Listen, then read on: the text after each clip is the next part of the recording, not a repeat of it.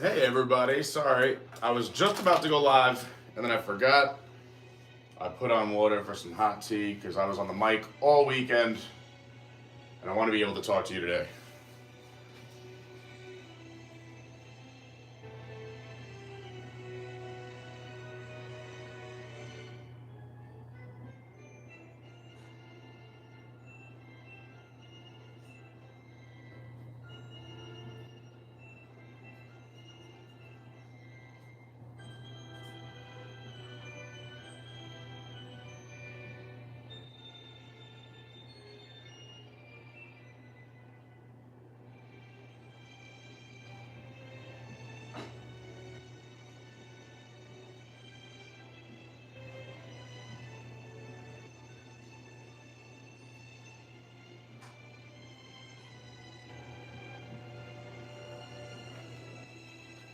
All right, all right.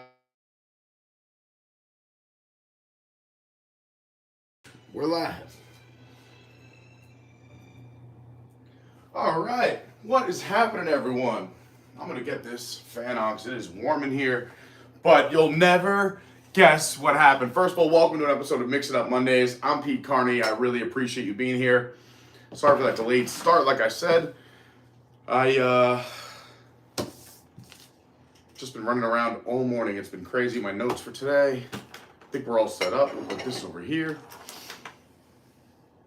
All right. Getting all situated. Oh, happy Monday. I hope you had a great weekend. I had a crazy one. I'll tell you about it in a minute. But I want to thank you for being here. If you have never seen this show before, it's kind of a Seinfeld, but if Seinfeld really had no script, it's a show about nothing. We just talk about what's happening, what's going on in the world, and here in the Orlando theme park, since I am in the parks, 4 to 6 days a week. Today, we're going to pick up our discussion from last week. You didn't have to be here last week. We'll fill you in, but just basically we want to talk about where the Florida theme parks are going from even in the next 2 to 4 weeks to 2 to 4 years, and then maybe even beyond that if we have time. Hi, once again, I am Pete Carney. If you do me a big favor, please hit that like button. If you want, please consider subscribing. It means a lot. Really does help. The likes help too. The likes help us get a little bit more YouTube love. The more likes, the more they tend to push it out there. And the subscribing, well, you get a little bit more of the chaos and mayhem with me. And you know what? Sometimes I find myself entertaining, but really you could just watch this to make yourself feel better and be like, thank God I'm not Pete. And either way, I'm glad you're here and I really appreciate it. It's going to be another mega day. I've had a crazy few days, including, and today's going to be just as nuts. I'm going to be hanging out here with you today until around 2-ish. Then I have to get a few things done real quick. I'm going to also sneak in a little Patreon exclusive stream. Big shout out to all the Patreons. I'll be giving you a little bit of love in a minute. But we wouldn't have a channel without them. They're the absolute best. And if you want to find out more, patreon.com/adventures by Carney. So yeah, we're going to do a little Patreon stream. That's stream number 2. And then tonight we are headed to EPCOT for Billy Ocean, performing at the Eat to the Beat concert series. Also try and go on some rides. I'm thinking, let's do some classics. We were there on Friday, so I'm going to try and mix it up. Friday was a great stream. If you missed it, go check it out after this. Lauren came along. We got to do Moana, Journey of Water again. We got to do Soarin'. We got to see 2 shows of Taylor Dane, who put on a heck of a show. Wow, she's an entertainer. And we got to try some Food and Wine food as well. And you got to see some of the shenanigans and the fun stuff. Fun relationship stuff between me and Lauren. Obviously, she's the best. I love her. But, yeah, when she's hungry, watch out. I know a lot of you identify with that, so you'll get it. And I should know better. It's my fault. What a weekend it has been. I'm going to catch up with the chat in a second, but, yeah, we did the live stream Friday night. I forgot what I had going on Friday night. I was so busy. I don't even have my cell phone on me. But a wild week all across the board. I think I was on very little sleep. I was getting about 2 to 3 hours every night. And then Friday night was another crazy one because we did the stream, came home. What did I do? We went out somewhere Friday night too, I think. And then Saturday work. And then I had another long shift. I was on the mic. I did the Greater Florida Triathlon. For those who don't know, I do a lot of DJ and MC work, microphone work in the greater Florida area. Well, New York and Florida and all over. So, I mean, I do both coasts. I'm in Tampa, but I try to do Orlando because it's close to where I live. I live here in Orlando now. But it was a lot of fun. What an amazing event. These athletes doing 140.6 miles in one day. Absolutely amazing. I worked the second half for that event. I did another one in the morning. But yeah, so I was there 2 o'clock until midnight, something like that. It was wild. But what an amazing day. So many great friends and family. It was a great company to work for. I work for great companies. Well, the clients were great clients this weekend. Summer Sports and Track Shack on Sunday. So yeah, I worked that event 2 to 12 Saturday. And then I got home around 1-ish. Fell asleep, I want to say just around 2. And then I had my alarm set for 3:30 because I had to leave the house at 4 Sunday morning to go work the UCF You Can Finish 5K. Oh, not 5K. 5 mile and 2 mile race. They had a 2 mile and a 5 mile race on the UCF campus. It was a beautiful morning, great day. Again, Track Shack puts on a heck of an event. I love working for them. They're the same people who do the Run Disney events. So they're awesome people, you know, well over 1,000 participants, and, you know, way more than that, probably a few thousand with family, friends, and, you know, all the fun stuff we had 100 and change volunteers. It was really just a great day. Had a lot of fun. I think the less sleep makes me just even more delirious, so I'm just having more fun on the mic. So yeah, between Saturday and Sunday, I think I was talking on a microphone for 22 hours, working over 24 hours between Saturday and Sunday. And we did the live stream Friday night. Whew, and I worked a little bit this morning. So you know what? I'm going to give myself a pat on the back. And now I get to hang out with all of you. This is a nice little break. And like I said, I got a little bit to do. I do have to end right around 2-ish.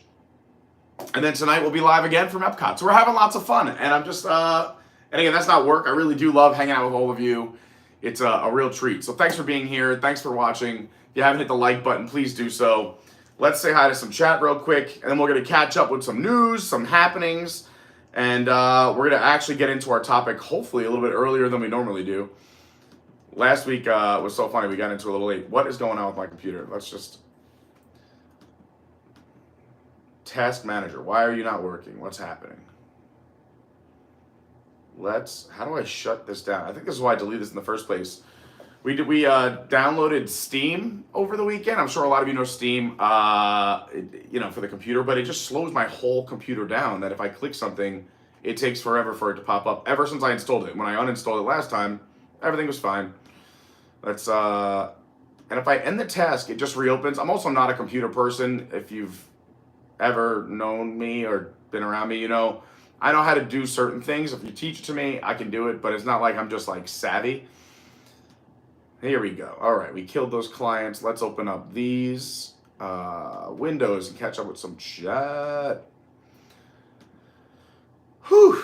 I hope you guys had an awesome weekend. I know I'm the opposite of most people where I work weekends and a lot of people are off, so I hope you had a lot of fun. I hope you feel recharged. It is a great Monday. I know these are tough to watch live on a Monday because a lot of people have work or school or commitments, but I appreciate you being here, the people that are able to do so or put it on in the background. It means a lot. And thanks to everybody who comes back and watches the replay. It's super cool, super special. Thanks for the people who come back and leave comments. Keeping the show going. This was a fun experiment based on, it was the only day and time that I had available that I know for 10 straight weeks. So that's why we did Mondays at noon.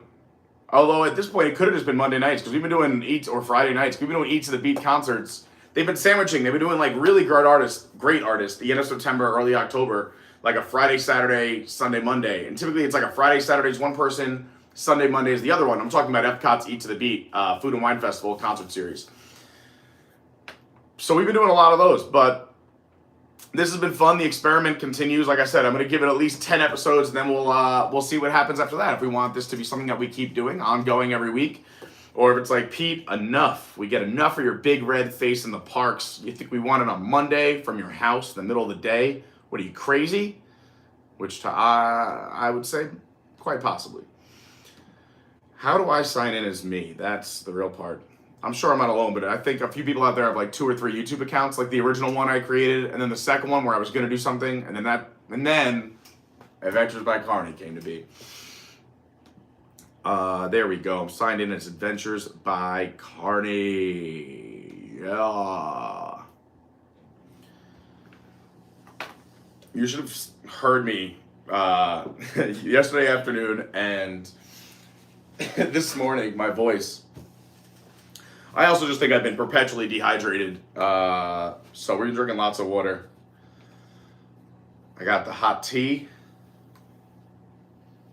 Shout out to Lauren, because I always say she's my hot tea. Oh, that is glorious. I'm ready to sing. Let's say hi to some people. Let's go to the live chat so I don't miss anything. Who was here early and on time? Again, happy Monday. Tomorrowland Traveler, first one showing up. My man Daniel. Also to get some killer streams over the weekend. I always say, and it really just works out nicely, that he does these amazing live streams when I can't. So go check out the Tomorrowland Traveler. He's got a great YouTube channel. He's an awesome travel agent, tomorrowlandtraveler.com, where you can find the links for his YouTube channel or ask him some travel agent questions. Colin Cropley, what's going on? Peaches P, good morning. David Lung, Jamie Philippone, Izzo's Place, another great YouTube channel. We love Izzo. He's been on my channel before as well. Lynette, Bill D. It was so nice. I got to have dinner with Bill and Lynette last week. We'll talk about that in a little bit as well. Mark Mueller, David Lung, Mr. Dave, Jason Meckis, Jordan Garrett, Sarah Garvey, Disney Escapades with Tim, Christina Wise. I got to meet Christina last week too, and her family, as well as her son, who is a Disney cast member. And man, what a treat that was to see, to meet them in person. And they were so nice. You know, I always say I'm the luckiest guy in the world. One, that people watch this and hang out, but just the extreme generosity and kindness of others. So yeah, thank you, Christina. You were so generous and so kind. The same thing with Bill and Lynette and and pretty much all of you. And even again, like, I don't need anything ever, but I know it goes a long way, and it really does mean a lot. It doesn't fall, you know. I don't overlook those things. So thank you to all of you for anything you've ever done. Again, and I know everyone can't do it.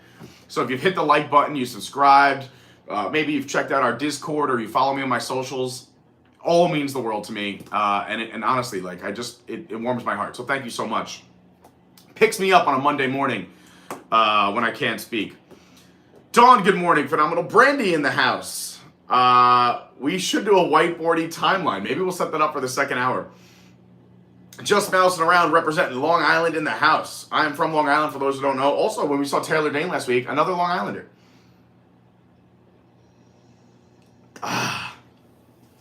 Feeling good. Stephen Noon, the MVP, another amazing travel agent. We have they're all amazing, but we have 6 or 7 amazing travel agents just in our Discord. The link is down below for the Discord if you want to check it out. It is a completely free community of just like-minded, awesome, sweet people. And again, my name is on it, but really I was more of a facilitator. It is the kindness of all of you that really makes it so special. I have a ton of catching up to do because I wasn't able to really do anything all weekend but work and try to catch, an hour power nap in between gigs. So I have a lot of catching up to do today and tomorrow.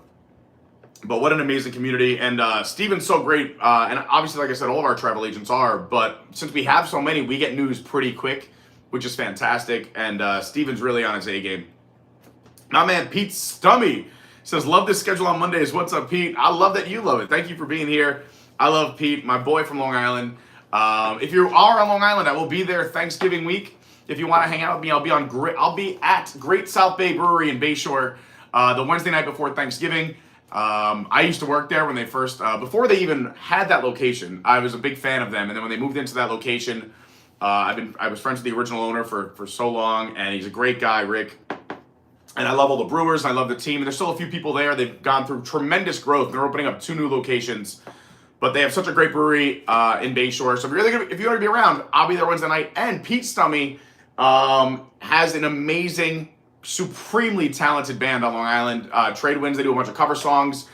They're amazing. They got the horn sections, they got the keys and drum. I mean, they are a complete, amazing guitar. I mean, all the instruments, the voices are fantastic.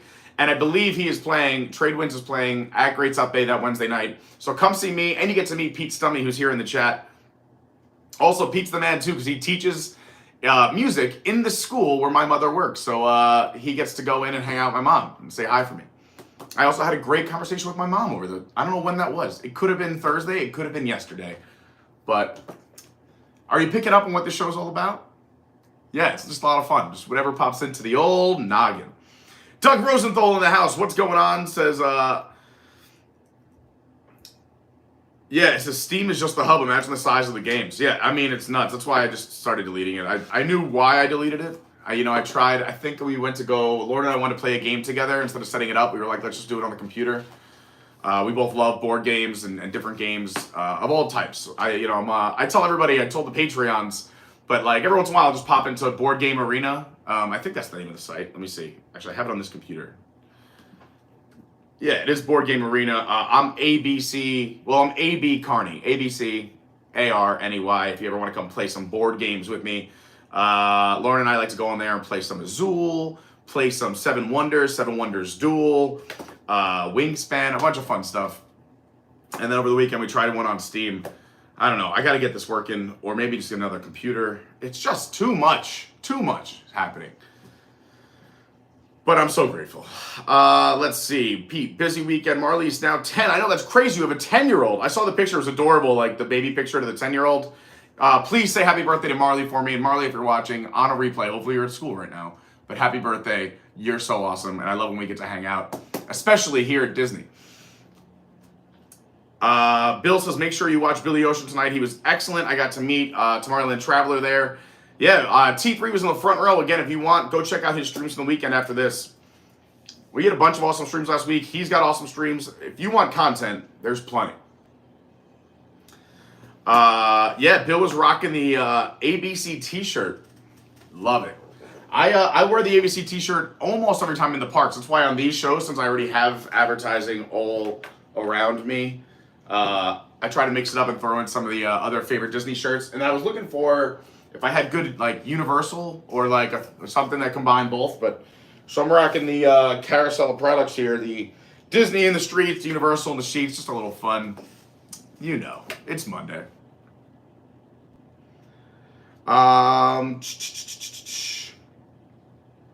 Rosita with the super chat. Thank you so much. Oh no, you just landed? I was hoping I was going to see you today. She just landed back home. Sorry, Mr. Pete. Hope to chill with you next time. Absolutely, Rosita. Thank you so much for the super chat and for all your support always. You are awesome. Rosita was down here over the weekend celebrating her birthday. And our schedules, I guess, didn't link up. It's crazy. Like I say, people, if you want to meet up with me, I love seeing all of you. Believe me, nothing is better than meeting you and hanging out, especially if we can sync up sometimes in the parks. I also missed Armbandito was here real quick. But everyone, a lot of people, and I used to do the same thing, come down on weekends. Weekends are typically, very rarely am I in the parks on a weekend, let alone available to run around. Because again, I work a lot of Saturday mornings, a lot of Saturday nights, a lot of Sunday mornings, and a lot of Sunday nights. Almost every single Sunday night I work as well, a corporate client here in Orlando. And if you're ever doing a 5K for, I work for a lot of clients, but a lot of the time you might just hear me on the mic. If you're doing a 5K, 10K, half marathon, basically the only ones I think I don't work are the Disney ones yet. Just because they have their team that's established. They've been doing it for, I think, like 13 years. So you really are not getting in there unless one of them say no. But who's saying no to partying at a Run Disney event with, I think over the course of a weekend, they have 50,000 runners or something like that. Something insane. So it's a super fun event to work. I run 5Ks from a few hundred people to a few thousand, but imagine, tens of thousands of runners. And they do back-to-back days. They don't sleep over those weekends either, but what a fun time that must be. I know, Lauren's running all 3 races. I forgot. She's so close to her goal for the National Down Syndrome Society. I know we're jumping from tangent to tangent, but Lauren is doing the Run Disney weekend. A lot of us are. I know Allie will be in time. I think Peaches will be here. I know, oh my gosh, so many people. I'm not sure. I think Andrew might be coming out for this one or another one. I know Quick Kenny might be here. Maybe even Sexy Kenny. I know there's going to be a lot of people here for the Run Disney weekend, including my mom who's visiting and my brother's coming the following weekend. We have a lot to talk about schedule-wise, but the Run Disney events are nuts. And Lauren's doing all 3 for this upcoming Wine and Dine. She's doing the 5K Friday, the 10K Saturday, and the half marathon on Sunday. All for the National Down Syndrome the National Down Syndrome Society. So if you would like to help her out, I believe the link's down below. If not, I'll put it in the Discord as well, just to reinforce that.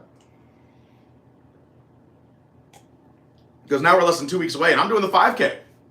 I think a lot of people were asking me privately or behind the scenes or in person if we'll be streaming it again. I've done it a few times in the past.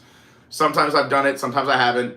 But I think we're going to, and maybe instead of me running, because I'm really not supposed to be like sprinting anywhere, I could do a light jog and take it easy because my back and neck from the accident. But I think we're going to do a little live stream where that way if I do a light jog, but also we could slow down, we could look at some characters, you can soak in all the fanfare and excitement. So that date is, it should be a week from this Friday, but about 2 weeks. If I can get to my calendar. Because computers are a little slow. Yeah, so that would be Friday the 3rd. So yeah, it's about, 1, 2, 3, 4, 11 days away. Holy moly. So yeah, if you're up early on Friday, October 3rd, or if you want to watch the replay from wherever you are, I know there'll be a lot of us in town, like I said. So Friday, November 3rd. I'm not sure if I just said October. The brain is going. But we're going to live stream that 5K. I'm almost positive. Andrew says, yeah, he'll be here for the 5K too. I hope, yeah, Rosita, by the way, going back to Rosita, I really wanted to meet up with her, but I know I'll see her on the next one. It was nice to see her in April too. It's hard when you leave Disney, right? Like those little trips. I remember those weekend trips. They were so great, but never enough time. There's always so much more to see and do. I'm gonna talk a little bit about, speaking of things to do, a little bit later as well. Rosita said, I had a great trip, but I want to go back to Disney World. I don't blame you. Yes, words are hard, especially on a Monday, especially filling time on a mic and coming up with creative things to say as, you know, thousands of people are crossing across the finish line or, you know, several hundred at once. You want to give everyone encouragement, make them feel like, you know, because I remember my first race or very big races in my life or being there for other people where they train so hard, especially that triathlon on Saturday. 140.6 miles is just in one day is just crazy. So you want everyone to feel that love and excitement and give them their due because they have to train so hard. Even 5Ks, you know, a lot of people, my first 5K, I was so nervous. It was at Disney and I was still extremely nervous. I trained for months for a 5K just because that's how nervous I was. Also, this might surprise you, but you know, I didn't know what I was walking into, and I didn't also want to be like that. I was insecure about the whole thing. I'm not a runner. I like to you know, throw things, chase people down in short. If it's sports like short spurts, even when I played soccer, I was like, you know what? I'll be the goalie. I don't have to do all that running around. You can kick things at me. I'm a big dumb animal. I'll stop the ball with my face. I don't care. But yeah, I'm not a runner, so it was a lot of pressure. So yeah, I try to give everybody their due. So words are hard, although I love words and I went to school for it, so I'm not complaining. It's just sometimes my brain stops working on a Monday. Jamie says, I think I'm doing the 10K virtual. That's so awesome. Congratulations. Bill says, I will sponsor Whiteboardy if Phenomenal Brandy and No Jelly can encourage Pete to hang. Christina says a live stream of the Run Disney would be cool and fun. Yeah, so I think I'm going to do it. I'm 98% sure that we will live stream the getting there, the long walk from the parking lot. I'll also be live from the expo. We do that. We try to do that every year as well, at least once. There's a few different Run Disney events throughout the year, so I will show you the ESPN Wide World of Sports complex for the expo the day before, picking up the bib, the process, the shops, the energy, all that fun stuff. And then the next day, we'll be live from the parking lot and all the fun from the pre-race, then kicking us off in different heats, and then the entire course. We'll do the whole thing to our celebratory beer at the end. So make sure you're sticking around. Make sure you're subscribed. You got that bell on with all notifications. So that way, even if you wake up and you missed it, you'll have a little something in your email or wherever you sign up through YouTube saying, hey, Pete was live. You should go check it out. And we don't spam. You just get an update when we go live. That's it. How about those Eagles and Patriots? Yeah, a crazy football Sunday. Actually, I was about to say, normally I wake up and go over my wins and losses and my advice. I'm pretty good at picking football. I'm on a football show on Thursdays, and I think I had a pretty good day. Let's just NFL Week 7. I'm going to go off my sheet. I was on the Pete McDevitt show on Thursday predicting games. So let's see. I had the Jaguars getting points, and they won easily. That's a W. I had the Falcons getting 3. They won by 3. That's a 6-point W. Bears, I had them getting 3 points. They won outright. That's a W. Brownies, won by 1. Oh, they had to win by 2, but I picked them. Rats. All right, well, that's a loss, but I was right with my pick. I was off by 1 point. Oh, that's so frustrating. Browns -2, and they win by 1. I got to watch the replay of that game. No time to watch football this weekend. I did see some in the car and listened to it in the car between gigs. Let's see. How did the Ravens were killing it when I listened to it over the weekend? They were up like a bajillion points. Yeah, they won 38-6. That's a W. Bills-Pats, I said I had no opinion on because it was too crazy of a spread. I don't like spreads of 7.5 points. But the Patriots had a big upset. That's I said I would just take the Bills because the Patriots have been so miserable, and I love rooting against them. But it's a loss, but I said it was the game I hated the most, so I'm okay with a loss there. And also, I told everyone not to bet it. Giants, I had them getting 3. They won outright. That's a W. Cardinals +8. I was like, man, the Cardinals are going to lose, but they're going to cover. They lost by 10. Oh, that is a 2-point loss. Oh, gosh. So far, I have 2 losses. Well, 2.5, but one game I said not to bet. And they've been 1 and 2 points off. Everything else is a win. That's crazy. I had a great week. I had the Steelers getting points. They won outright. I had the Chiefs. Oh, that's a W. I had the Packers. Oh, they lost by 2. Another 2-point loss or less. Are you kidding me? This is a great week. It's a great week. And then I just had the Dolphins getting points, but the Eagles won just because I thought that would be a close game. But it looks like the Eagles dominated. I didn't get a chance to watch the game. I was working, but all right, that's not bad. With the exception of the Dolphins, I went 1, 2, 3, 4, 5, 6. Yeah, I had a great week. And then the other 4 losses were by 2 points or less. That's good football pick'em right there. Thanks for bringing it up, though. I wanted to check that out anyway. Now I just updated my sheet. Oh, boy. Where was I? Oh, let me go back to the live chat.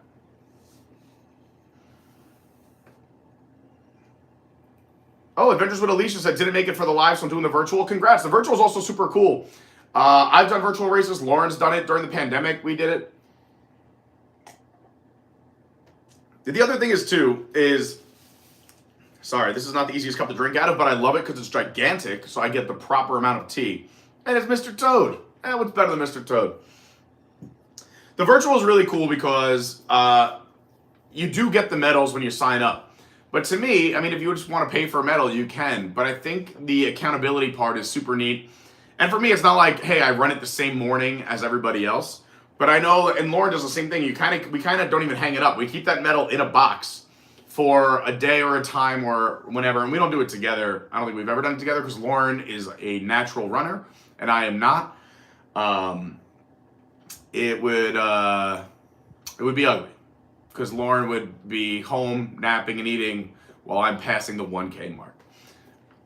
By the way, she ran the 5-mile race that I worked Sunday and she crushed it. Almost beat her PR by like 10 seconds. She's really amazing. But anyway, yes, we keep it in a box, and then one day even if I just go to the gym and run it on a treadmill, or if I run around my complex, or what I used to do a lot more often, and I want to get back into it, is driving in the morning over to Disney and just running through one of the resorts because the sun's coming up. It's nice and cool. Now is the time of year to do it. We also talked about, I don't know if it's legal. I have to look this up. Maybe somebody out there knows. But there's Hourglass Lake. It's a place that I used to go to run. Also, it's nice in the morning because it's dark and no one's watching, so it's not as embarrassing. But there's still enough people around that if I pass out and come close to the brink of death, they could always call for help. Hourglass Lake is super fun. It's the lake in between Pop Century and Art of Animation. It's where the Skyliner has one of their endpoints. I wanted to know, it's a pretty smooth pathway from what I remember. We were talking about maybe going to skate it. I played roller hockey my whole life, and I just like skating over running. I wonder if we can go skate that. Maybe even do it live. Just do a skate tour through those resorts and there. Maybe not bother anyone if it's early enough in the morning. I don't know. I have to look into this. Don says Pete is lucky to have friends with the way he talks about my football team. Hey, listen, you guys talk about the Jets the same way. It's all in good fun. I obviously love the people of Boston. I love people of the entire world. So, like, you know, unless you're actually hurting someone for no reason and not being paid to do it on a football field, then I love you. It's fine. But it's fun. Jets and Patriots have a rivalry anyway, and the Patriots have hurt me my entire life. So this is what I say about the Patriots. Dawn said, I signed up for the 5K virtual for the spring because I missed the food and wine races. That's cool. Jamie said, I signed up for the 10K because I think the medal was Lumiere and Cogsworth. I love me some Beauty and the Beast. Yeah, the medals are really neat. Maybe I'll show you some of the medals from past races a little bit later if we have some time, which we never seem to do because it's already 12:37. And I just like chatting with all of you. This is our Monday morning catch-up. This is like... if I ever like got to stay home from school, my mom would watch like Regis and Kathy Lee, I remember, and she'd have her tea. Yeah, I've just turned into my mother. I just get to hang out with you and sit here and... Speaking of which, my mom and her boyfriend are coming to downtown for 8 days. She flies out on Saturday morning, the first week of October. My brother lands, I think within 15 minutes of her, and then he's here for 3 days. So that's going to be a lot of fun, staying with me. But it's going to be crazy busy. And like I said, I think we have like 10 to 15 people who watch the channel who will be in town for the Run Disney events. So that's nuts. My best friend since the 6th grade got to town today. I think he's going to Magic Kingdom later. I don't know if I'll have time to see him today, but I'm trying to see him a few times this week as well. Love him, love his family, love his parents, love his kids, love his wife. So it's really like great seeing them. I love it. Love, love, love, love. So much love. Love is love is love is love is love is love. Andrew did a half marathon yesterday. Congratulations, Andrew. That's amazing. I remember when Andrew started his running journey. He's been killing it. I mean, absolutely awesome to watch. Pete says that would be a fun live stream, skating around Pop and Art or just hanging out. That whole area over by Pop and Art is really nice. Yeah, it is. I was there again last week for something or seeing somebody quickly, and I did a quick I wanted to record just the art of animation because the entire hotel is amazing. It's beautiful, and you really get immersed in the Disney vibe between the Lion King section, the Cars area, the what is over there? So we have Little Mermaid, Lion King, Cars, and the drop off. So Nemo. And I think, is there another area? I don't know. But it's just the props and the buildings are so beautiful. So I recorded a bunch to try to make into shorts, but I don't know. There's just so much to see. I might have to drop it into like multiple shorts. Shorts just do better than other videos if we drop regular videos. Like if I was to make a 5-minute video about the art of animation, it would have 20% of the views as if I did, let's say, 3 1-minute shorts about the same thing. It's just weird how YouTube works. So I'll try and get that out maybe tomorrow. That'll be easy. Shorts are a little bit easier to do than full videos, and I still have about 8 or 9 videos that are half done. Lynette said, happily got to meet up with you before you got so busy. Me too, Lynette. That's why it was perfect. Be like Bill and Lynette. If you want to meet up with me, give me like 6 months notice. That's what they did. And we had dinner planned, so it was in the phone. It was a hard day. They gave me so much time and notice. They were like, all right, we know you're busy. What day works for you? And I was like, this day is perfect. And what an awesome meal. I just want to talk about that real quick, too. It was just so nice, just seeing Bill and Lynette. We love them. They've done so much for me and the channel, and Lauren and I love it. We got so many. Lauren on the way home was raving about Lynette's stories, and it's so much fun. But, the dynamic between Bill and Lynette really are fun because me and Lauren are the same way. And, we went to Toledo over at the Gran Destino Tower at Coronado Springs. Beautiful resort, beautiful tower. Highly recommend everyone go and check it out. I really love Disney resorts just as much as the parks if you have some time. I know it's crazy busy when you're down here, but if you ever have a non-park day, do some resort hopping and exploring. I think the legal way to do it is have a reservation somewhere so you can go in and park. But if you just are here on vacation and want to go, Disney Springs has buses to all the resorts. So you can always hop a bus over to one of the resorts from Disney Springs and go check it out. And then get a bus back to Disney Springs. But yeah, Gran Destino and Toledo. So Toledo is across from the Dahlia Lounge, which we've taken you to a few times. The Grandestino Tower is that new tower. I say new, but I mean, it's been there now, what, 5 years almost? But newish tower. It is also where a lot of the NBA players stayed during the lockout. LeBron stayed in their suite there at the Grandestino. It's a beautiful campus. The whole Coronado Springs is one of my favorite, and I can't believe it's moderate. It's really so beautiful. The food is great between Toledo, Dahlia, even Rick's, the sports bar is great. The cafeteria food's even great. They have the Mexican place, Maya Grill. I think that's it.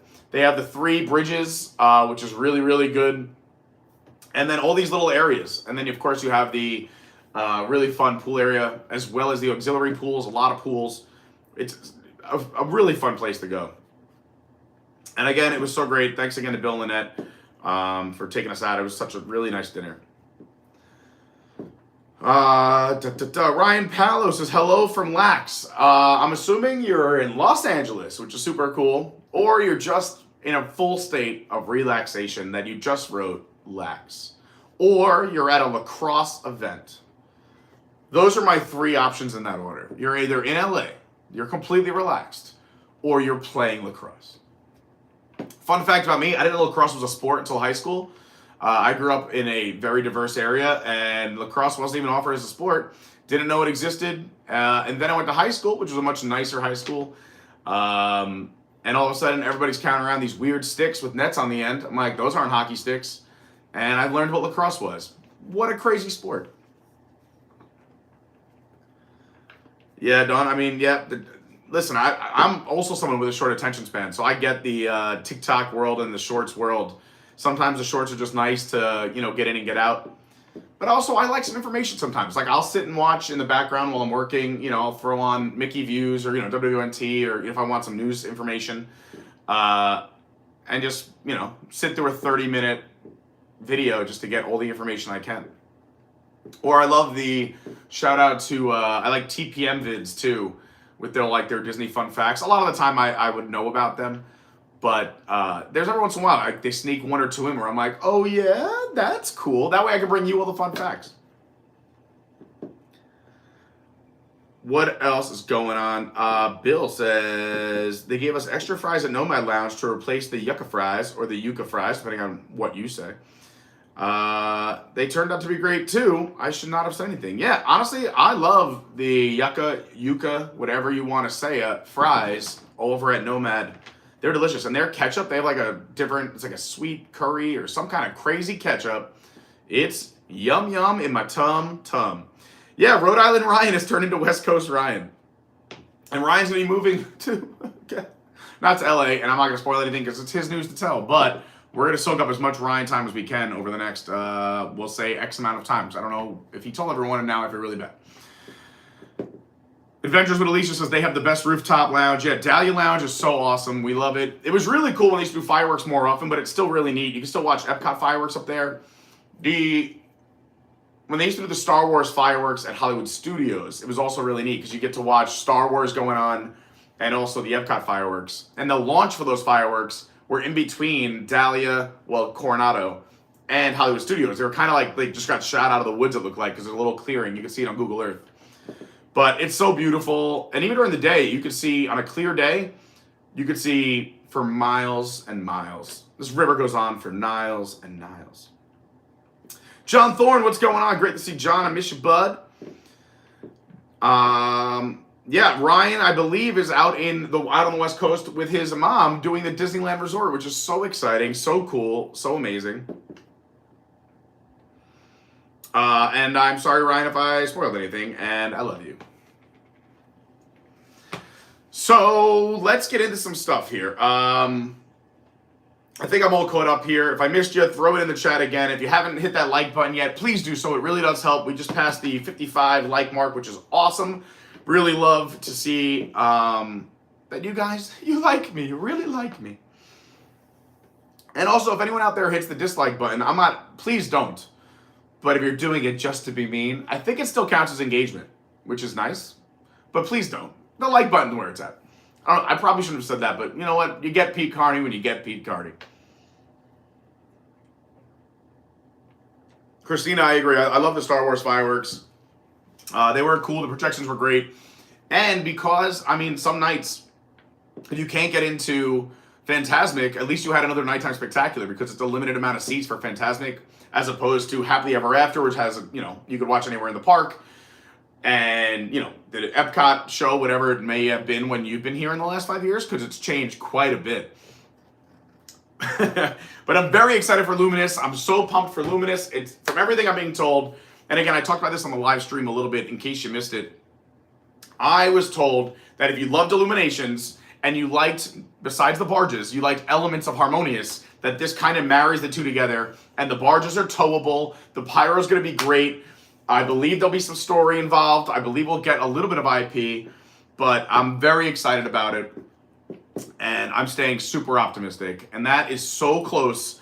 I think December 5th is the day, which right now would be, let's see, 1, 2, 3, 4, 5, 6 weeks away. And that means the construction walls are coming down too. How exciting is that at EPCOT? Speaking, you know what? This is part of our topic for today, the future of the parks. Let's talk about EPCOT. So Food and Wine ends on, I have my notes for this on my phone, so I'm just going to Google, because that's easy and quick. Food and Wine EPCOT dates. Let's see. So Food and Wine ends on November 18th. So that is, and I think we're going to do the last day. I like to do the first and last day of festivals. November 18th is a Saturday. Oh, I might be working. Ugh. Maybe we'll go on the 17th. We'll also see who's playing those last few nights to go in. And then they do a quick turnaround, which I'm kind of bummed about, because the last 2 years, again, we like to do opening day of every festival to show you like what's new, what's exciting between the entertainment, the food option, the booths. But the Festival of the Holidays, I'm pretty sure it starts the Friday after Thanksgiving. But this is a new thing that they started last year. Yeah, it starts November 24th, which is the, as I just said, Friday after Thanksgiving. It's a little upsetting. And again, just as a business person, and we talked about this last week too, so I won't harp on it. It's just, the park is already packed on that day. As a matter of fact, it's blocked out to most pass holders. And you have all the people in town. You don't need more publicity. And also, why would you want to open up brand new food booths that cast members aren't been trained on? They might not know all the questions. Things might not be clicking or going well. They might be missing of this, need of that. It just makes so much more sense. Just do it the Monday after. A lot of your crowds leave. And I know, on one hand, it's very nice for the people traveling during Thanksgiving. They get to have the first day of Festival of the Holidays. And I guess it really is kind of like, the Thanksgiving Day parade, we always say, especially, growing up in New York, we always watched the Thanksgiving Day parade while, Dad was making turkey and we were running around the house. And it ends with, Santa coming down, in front of Macy's in Herald Square. So, it starts the holiday season. So, I guess you could say it is the unofficial kickoff. But, we start the holidays here November 2nd. I'm saying me, the parks. A lot of the parks and a lot of Orlando start... Some might happen right away. Magic Kingdom goes up right away. We'll be there for that. I'm hoping we'll be there first thing in the morning for that. But a lot of the parks slowly and the resorts start to transition into the holidays that first week of November. So I don't know. I guess I get it. You want to start Festival of the Holidays that weekend, but maybe I'm being selfish that I always want to be there for opening day, because I'll be in New York anyway. We get back Monday night, so I don't even know if I would have been able to make it happen. We'll probably end up going Tuesday to EPCOT live. The Tuesday once that festival opens. So if you're keeping track at home, that would be the 28th, because I fly back on the 27th from New York. But yeah, I don't know. From a business perspective, it's just crazy. I feel like that's going to be it's already such a chaotic day, max amount of crowds.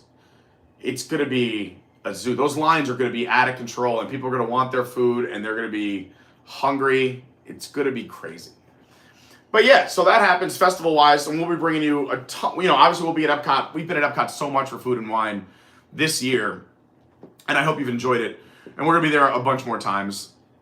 We'll also be at Festival of the Holidays a lot. But I think the big news is really Luminous on December 5th, and those construction walls coming down. We'll finally have a way to walk from, Guardians, Test Track, and Mission Space across EPCOT instead of going all the way around over to the land and the seas. And the Imagination Pavilion. So, that's a hike. That is a monster. That area of walking is, I remember talking about it on WWNT and a lot of other podcasts and shows I was doing at the time. about how, like, what a monster of a project this is and how hard it is working in the middle of the park. And with my construction experience, just saying, like, I remember Mandy actually talking about, like, hey, we need a Pete's Construction Corner. What do you think is going to happen here? Because they can't bring heavy machinery or materials through the park in the middle of the day. You can't just shut down. I mean, I've seen Universal and SeaWorld do it, but I think for optics and safety, Disney just doesn't do it. Unless you can do it on like a push cart by hand, but they don't bring cars or trucks or, you know, even battery powered anything. I mean, unless you can push it with your hands, it's basically whatever's in there by the time the park opens, you're stuck working with. And if you need to get anything out, you got to, you know, stage that somewhere until the park closes and take it out. So you see them working in there during the day. But again, just from a material standpoint, or like, you know, getting rid of pieces of, you know, concrete, iron, and bringing in new materials, whether it's roofing or insulation, it has to be done before and after park hours. It's a monster project. It's been happening forever. So I'm very excited. We are 6 weeks out from having our EPCOT, quote unquote, it's going to be a whole new EPCOT. Right now there's communities instead of Future World and the World Showcase. We now have World Showcase is one of the 4 communities. What is it? Celebration, Nature, World Showcase, and what am I missing? I'm not up to date on my EPCOT neighborhoods. EPCOT neighborhoods, World Celebration, World Discovery, World Nature, and World Showcase. So yeah, I think Celebration will be kind of like the middle and the Imagination Pavilion. And then I think Nature will be the land and the seas. And I think Discovery will be Mission Space, Guardians, and I think they're going to do something with Test Track. I think that's another reason why Test Track was announced as getting a refurb, is because I don't know what we're discovering at Test Track right now, and especially since these neighborhoods, to me, they haven't been officially opened yet. I mean, they're on maps, but there's so much just dead space on these park maps with like coming soon, or there's just a big blank area that they just pretend didn't exist. But now that they're taking down these walls, I feel like this is the actual introduction into neighborhoods at EPCOT. So I think that's why they announced that Test Track. I mean, listen, I'm pumped. I would love some old school Test Track stuff. And it looks like they've already acknowledged the Imagineers. They're going to try and take stuff from the old World of Motion, which is exciting for me because I don't think I've ever gotten a chance to do it. As far as I went once as a kid, and I don't remember doing it at all. So my only knowledge of it is through videos and all of your stories and things I've read. So I'm pumped. I would love to go back to those old days and check it out, or, you know, a refreshed look at that. And I've talked on a ton of live streams and on these shows over the last few weeks that, one, I'm an optimist, and two, I feel like their tide is turning at Disney back to that mentality. I feel like we've had one kind of administration and, you know, let's say 5 years or so of it's about the money, and some things are in the works that are still going to happen because those are going to come from this 5 years. But I think, let's say after another year and a half to 2 years now, I think the small changes are happening now, right? Because the monster projects are planned for years and years out. So like the Holiday Inn, speaking of the future of Disney. And again, this all falls underneath our topic for today, and we're talking a lot of Disney right now. But like the Holiday Inn, we call it Holiday Inn, but they're building that new tower over at the Polynesian Village Resort over on the Seven Seas Lagoon by Magic Kingdom, right? It's for those of you who have never seen it, you have the Grand Floridian, you have the Contemporary, the one the monorail drives through, and you have the Polynesian Village Resort. We've done a ton of live streams there. We're there a lot. I love it.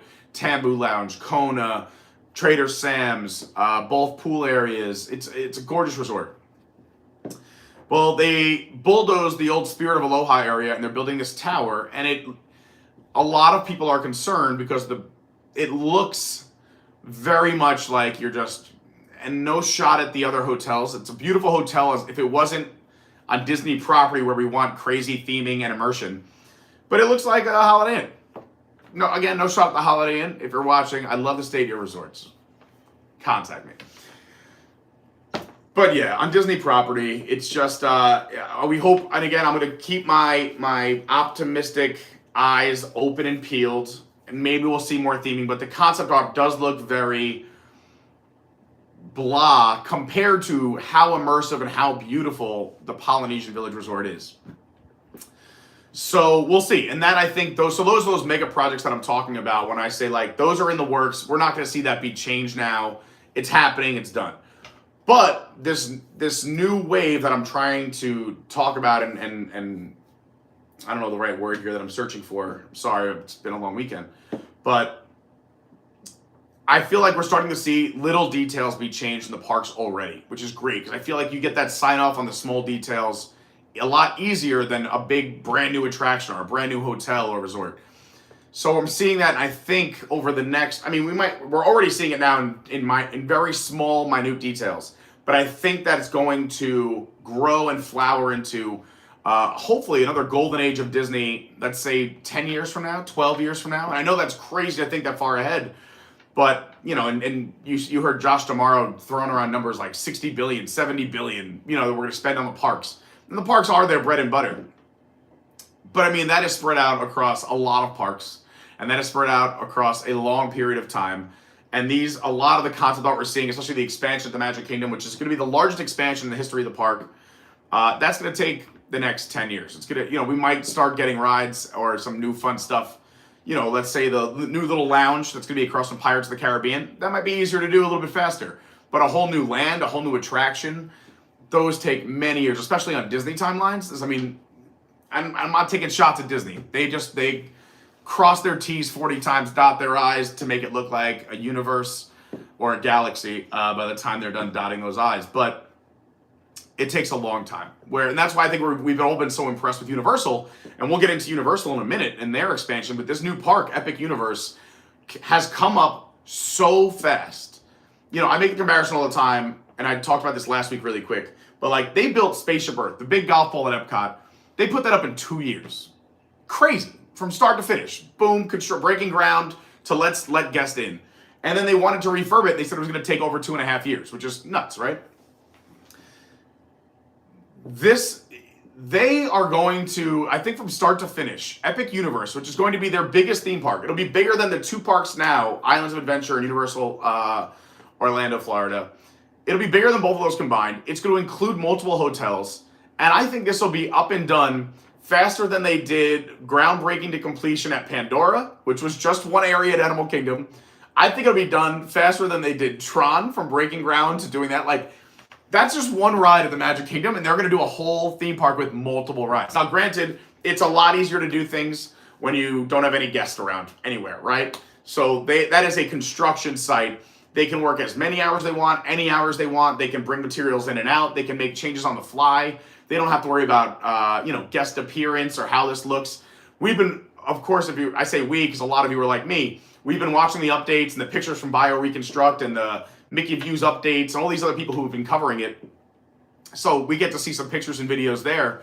And they've made crazy progress. Like I said, we're going to talk about it in a minute. But it's amazing the speed that this has gone up. They have done an incredible job. So yeah, going back to my little Disney thing, I'll wrap that up and I'll take some of your comments here in the chat. It's been, I'm hopeful, and that is where my optimism comes from, that we're going to see some little Disney magic, and we'll see another golden age, hopefully. I think I'm not saying we're in a dark age, but it's been a bit of a struggle from right before the pandemic to throughout the pandemic, navigating that, and then coming back from the pandemic and seeing a lot of the things we loved get cut. I mean, it's been a tough time, and I know the parks always have to evolve and change. That's what Disney said himself. But, you know, I talk about this on so many things, so I'm sorry if you've heard me say it before, but it's really something I'm passionate about. Is one thing I loved, what made me really fall in love with the parks, is especially the entertainment, right? And the human interaction and how you feel, that you feel a certain way. It's not like you walk into a Six Flags and you're like, I need to come back here. Like, you have a rush, you have a great time, you want to go back to Six Flags. Again, not a knock at Six Flags. You have great parks. But they're a coaster park, they're a theme park, it's fun. We fall in love with Disney, and now Universal is mimicking that because you're totally immersed. I mean, think about the Harry Potter area at Universal, right? Like, I felt like I was in the movies before I even saw the movies. And then I saw the movies and I was like, they must have filmed this in the park. It is perfect. I am immersed in so many aspects. It's what an amazing land and area. But even throughout the parks, since the pandemic, Disney's cut back on a ton of entertainment. And I think that's where you get a lot of these feelings and emotions from, is that human interaction or that connection. And granted, sometimes it may not be with a performing act. You might just see Figment or take a picture of Figment and feel a certain way. Or you might just,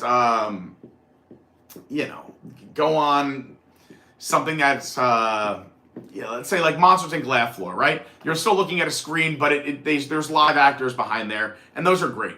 But when I'm in the parks, Universal has so much more entertainment now than Disney, and we've lost so much. I mean, we've lost the Grand Floridian Orchestra. We've lost Streetmosphere at Hollywood Studios. We've lost roaming characters are so rare. And granted, it does still happen but it's so rare that we like freak out about it. I'm still upset about this. I haven't let it go, and I really should, because I'd probably be able to sleep a little bit easier at night. But it was a crazy day when I was at Hollywood Studios, what was this, 6-7 months ago at this point? And they just had so many characters roaming around, and I had so many interactions. I recorded all of them, and then we ended up losing the phone, and they were gone forever because it was never backed up. But in one day, I mean, I had a calf competition with Frozone. I had me and Edna Mode were judging people's outfits as they walked by. Me and Mrs. Incredible, Mr. Incredible took family photos because my skin is already red like their outfits, and Mr. Incredible and I'm pretty sure we could use each other's fake IDs. Who else? Princess Tiana and Naveen were walking around. Who else was there? Oh my gosh. Besides some of just the regular characters, I mean, I say regular, but it's still exciting. Donald Duck was walking around. Chip and Dale, so many amazing experiences. Goofy. Who else did I see that was so rare? And they were just walking around. Again, sometimes, like Chip and Dale will be up on the lawn by the Brown Derby, which is great and fun, and we have so many fantastic interactions there. Love it. Or even Edna Mode, well, now she's over by Pixar Place again. But sometimes she's over up front by the statues by, I almost said Lake Eola, Echo Lake. But yeah, I mean, the roaming characters were just something that used to just happen. You had these fun interactions. Genie was walking around that day too. This was all in one day, and it was like the slowest week of the year, so I get it. But that's how crazy it is that when this happens, I'm freaking out about this 7 months later. And meanwhile, if I go into Universal, I have 8 interactions every single time I walk through that park. It's crazy. And I'm talking about during the day. Obviously, HHN, you're going to have a lot more interactions. Let me take a break because I'm running out of air and see what the chat says. Take some of your comments. Maybe I've been wrong about something, or you have a fantastic point. Put it in the chat.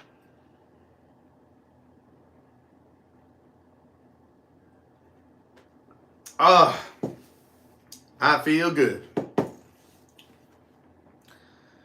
Let's see where I left off here in the chat.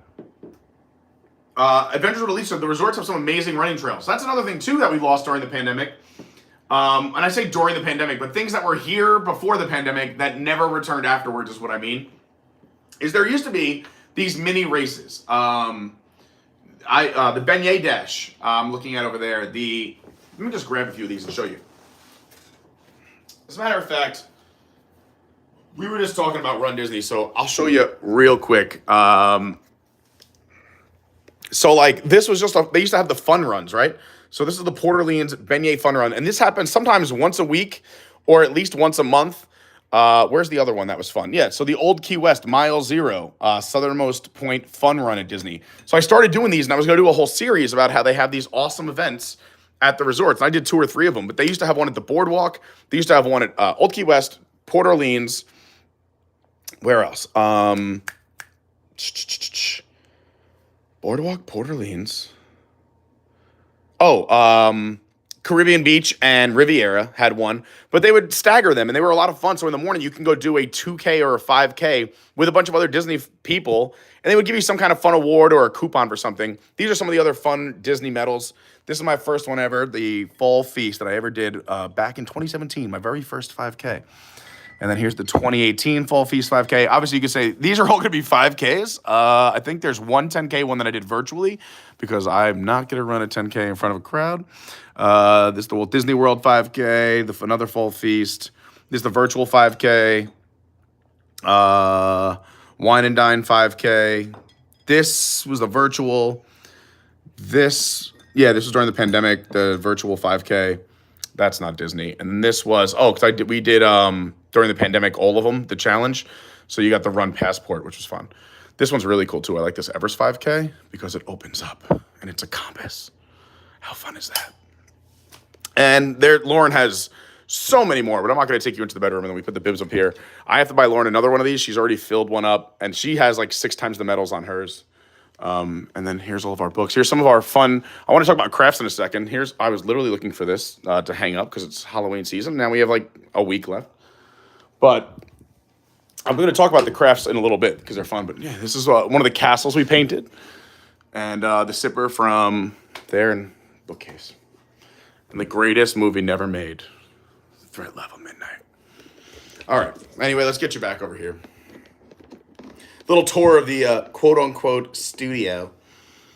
Studio. So yeah, I miss those fun runs. They were a blast. Whether you got a cool prize or a medal, something that medals like the beignet dash, you got a ticket for a beignet and that plastic mask, but it's still fun. And I think some of them like were as little as $10, maybe up to 20. But it was an activity in the morning. They had people, they had cast members there cheering you on. And this would happen most of the time. It was like 7 in the morning, I think, 6:30 or 7. So you could do the fun run. And again, these were never, the longest one I think was like 3.5K. So it was like a 1K, 2K, 3K, which is basically like you're doing a mile, mile and a half. So you're done pretty quickly, unless you're me, you're really taking your time. And you can still go, shower, get dressed, and be at your park for rope drop. It was really awesome. And I really hope they bring those back. But yeah, some of the stuff that we were missing from that and I think we're going to start getting these things back. I mean, Tables in Wonderland, another thing, but that's not, we talk about that. I harp on that too often. Let's see, where was I?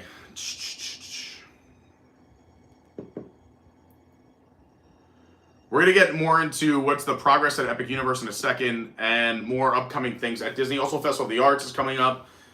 We'll, let me just do that real quick.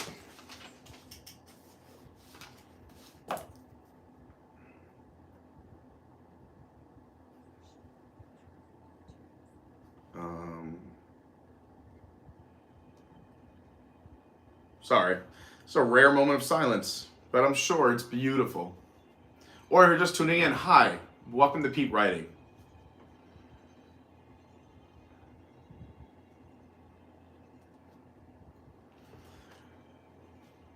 All right, let's get back over here. Dawn says World of Motion was my favorite. Sarah says top 3 recommendations for food and top 2 drink recommendations of food and wine booze this year. Oh boy, where's my passport? I think I have one on this table over here. By the way, Jamie, I'm pretty sure I still owe you a pin, right? Because I've had this pin sitting on my desk, and I'm pretty sure it's yours. Unless I already mailed you yours, then I have somebody else's pin. If you've ever ordered or asked me for something and sent me money, I have it. And if you've never gotten it, please shoot me a message privately on Discord or Patreon if you're a Patreon so I can get it out to you, because I have so many random piles of stuff. And unless you're Brandy, I'm giving that to you in person because at this point it's turning into a full box. Let me see. Where's my passport? There it is. All right. That's a good question. We're gonna get. I'll answer that in a second, Sarah, but I'm gonna put it here so I don't forget. Dawn said there were so many animatronics in World of Motion. See, that's so cool. I've never known. Holiday, and by the way, I did not coin this. The first person who I ever heard say it was Brandy, so I want to give Phenomenal Brandy the credit there because she's phenomenal. Oh, really? Good to know. I'll give her some credit here. Brandy says, and Brandy is my Universal go-to person, says Alicia Stella at Theme Park Stop has the best Epic Universe updates. I'm going to write that down too. Alicia Stella at Theme Park Stop.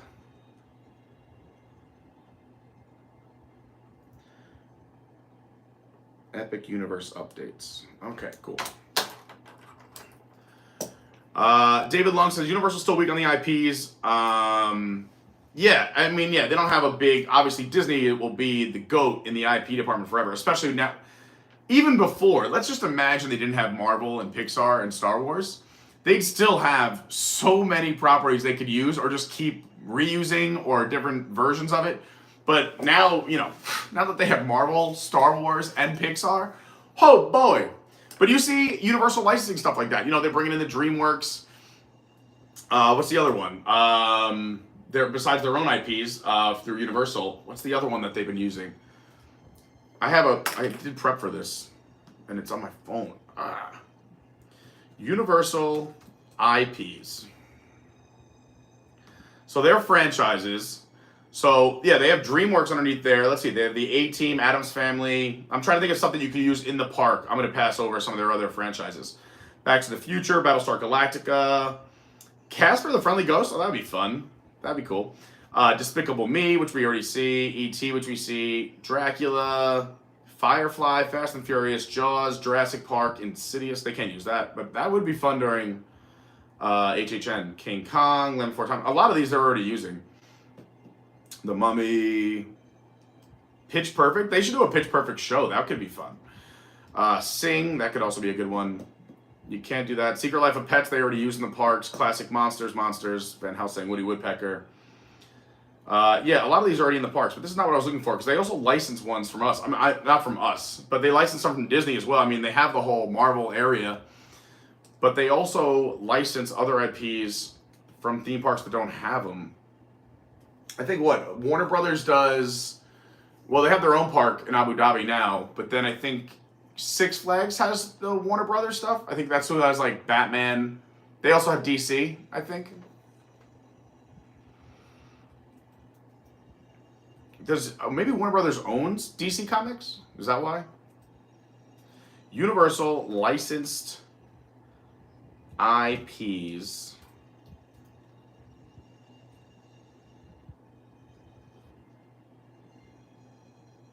No, I don't want this. Well, let's just look. Mummy, Blues Brothers, E.T., Woody Woodpecker, American Graffiti, Waterworld. Yeah, that used to be. That's still over at on the West Coast, right? I never got to see that. Also, keep in mind, I only became a Universal fan when I basically moved down here. The first time I've ever went to Universal was the year before I moved here.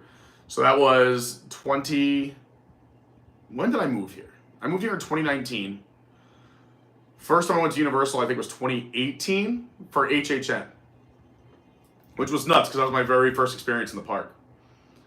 So DreamWorks underneath there, they have Shrek, Donkey, Puss in Boots, and I think they have a bunch of other DreamWorks stuff. But these are stuff that are already in the parks. Tonight Show, Today Show, Born Identity. Oh, so they have the Nickelodeon stuff too that they can use, I believe. So you have SpongeBob and All That Fun Story, The Explorer, Boots, Diego. Beetlejuice, Men in Black, Simpsons, Dr. Seuss, Harry Potter, which I know Harry Potter is Warner Brothers, but that was amazing. They got the rights for that theme park stuff. Good for them. Can you imagine Universal without that? I mean, that changed the game for Universal. By the way, the new area over at Epic, and again, we're going to talk about that a lot more, looks incredible. It looks incredible.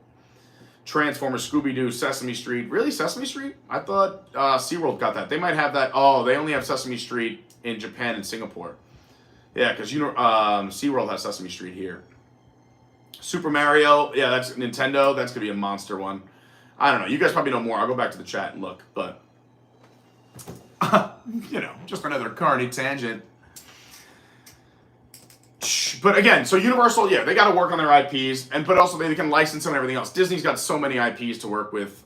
That's why, again, I think we're going to see another golden age compared to what we've had, let's say, in the last 4 to 5 years. Jordan says the same thing. I had so many fun times watching streamers here at Hollywood Studios. Me too. And it was before I did any kind of Disney show. When I was just a random, like before I even loved Disney, right? Like when I came down to visit girlfriends on the college program, I was like, I would just sit there and watch them sing songs or mess with people. I just sit on the bench and I would be mesmerized going, this is the coolest thing. They also had The Magician. I love magic. We haven't done magic on this show in a while. We got to bring that back. Just so much to do, right? Who would have thought when I was like, how am I going to fill this time every Monday? And we never finish a topic any week and never get to half of the segments I write down.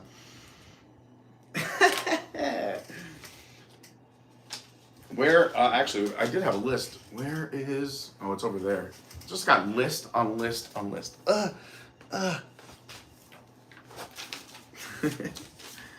This isn't even what I was looking for. Oh, that's what I wanted to do. Just writing myself notes. I do have like outlines and ideas for these, like, because I was like, oh, I have so much to talk about and do, and then we never get to any of it. Brandy says the upcoming UO's IPs really excite me, specifically Nintendo. Yeah, that's a big one. That's so cool. DreamWorks too. So many DreamWorks properties. Yeah, and obviously Brandy's household is a Shrek household. That whole Shrek, I mean, I'm excited for that Shrek area. Not even in the new park, in the existing Universal Orlando, Florida.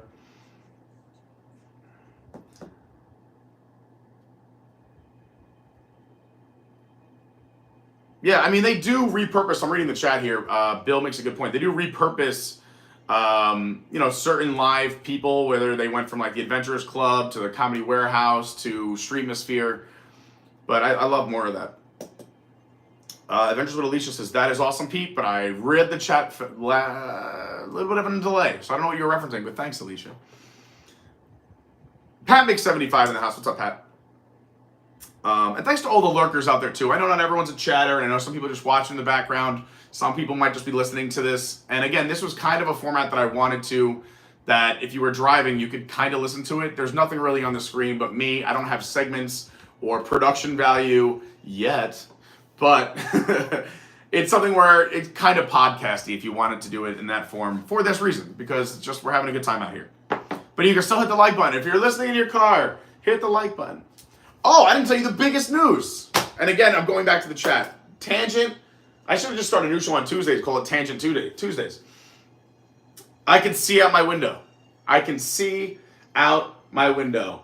Major news. They finally finished painting our building. They've moved on. Those poor people in the next building. Our screens are still cut, so we can't open our windows, but they're coming on Wednesday or Thursday to do all the screens. So we should, by Thursday evening, be done completely with the construction. Oh, happy day. A little over a month of not seeing outside. Maybe that's why I'm in such a better mood right now. Sunlight, beautiful sky. I love the new color of the building. Don't get me wrong. I think it looks great. But what a process. So the first month, they did the other side of our building, but that's the parking lot side. We faced the lake. And we didn't have parking for a month. We had to scramble. All these people who normally park in a parking lot, they closed all the spots along the side of the building. So we had to park far away and, do basically a 5K every night when I got home. But then they did our side of the building, which was another month of just, oh boy. But very exciting before my mom and brother and everyone is here visiting and friends. At least, hopefully by Thursday night, we'll be all done. Big news. Sad for the crews. They can't hang outside the windows and watch the show and listen anymore. But, what great news, right? How exciting. Dawn said the Everest was the springtime surprise one at night. Yeah, that was the Everest one. A lot of fun. Lauren and I were talking about that yesterday in the car on the way home from the race. The difference between morning races and night races, where she feels like she runs faster in the mornings than at night. I'm the opposite. I feel like at night I can move. But yeah, let me know in the chat or in the comments after the show. Would you prefer nighttime events at Disney or morning runs at Disney? Do you want to see the sun coming up or do you want to run with all the lights on at night? I mean, listen, I like both. I think I can run better, or is better the right word? Am I using proper English? I think I run well. Better. Anyway, Lauren's not home. I think I do a better job at night running, but I do enjoy the mornings because you get there at night, the lights are all on as if it is pitch black out, so you still get the atmosphere of the parks at night, but then as the sun comes up mid-race, or wherever you are in your journey along the course, the park kind of wakes up and comes alive, and I feel like you're getting to be a part of that and experience that. And it is very special, and it's beautiful to watch that sunrise as you're running or at the finish line or maybe in your first mile. But the mornings are fun. Pete's favorite actor is Michael Scarn. No doubt. Michael Scarn is the best. Do the Scarn. Let's see. Adventures with Alicia says Theme Park Stop Alicia is definitely by far the best. She is the permit queen for Universal. That's good to know. I got to check her out. I didn't even know she existed, but now I'm happy to be able to go support her here, and also I'm going to go check out her stuff. Hi, Gail Gatling. Happy Monday. Oh, Brandy said Insidious had an HHN house already in 25. Yeah, I don't go that far back, so that's cool. Oh, The Simpsons, too. I forgot they have the whole Simpsons land. What am I talking about? Universal does have SNL, and I wish they would do more with that. I love SNL. It's been on longer than I've been alive, but it's one of my favorite shows. Obviously, I think, like many people out there, the ultimate dream, right? It would be so great to write for them or just be on that show. Or one day host.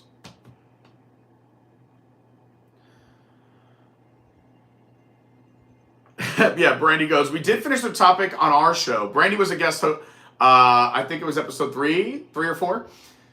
Great having her, Melon, and Doug on. We did finish our talk, but it was a 3.5 hour Monday, which is crazy pants. Love Pugs, what's going on? Hope you're having a great Monday so far. Yeah, Dawn, our painters here clearly must work for Disney on the side of the speed they were going. So funny. Andrew said night races are not fun, or are not fun, because you have to be careful with all the food choices you make throughout the day. That's a great point. I didn't even think about that. You can tell I am not a runner. Dawn says, though, not having to get up in the dark. It's another good one. Make night races more appealing for her. It's a good point, too. You don't have, especially... You're worrying about eating during the day. I'm worried about, it means I can't go out the night before, which I have done too, which is shame on me.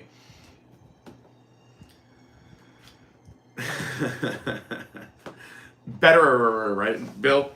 All right, listen, it is 1:20 already. I do want to take a quick break. I'm going to refill my tea, get some, actually, I was going to make a fun little, I made a drink last week in a hurry. And I think I was like, maybe I could do this on a Mix It Up Monday. So every Monday, with the exception of one, I think we've made a cocktail. And they've all been pretty much improvised, except for the Carney Avenger, my favorite drink, which, I prepared.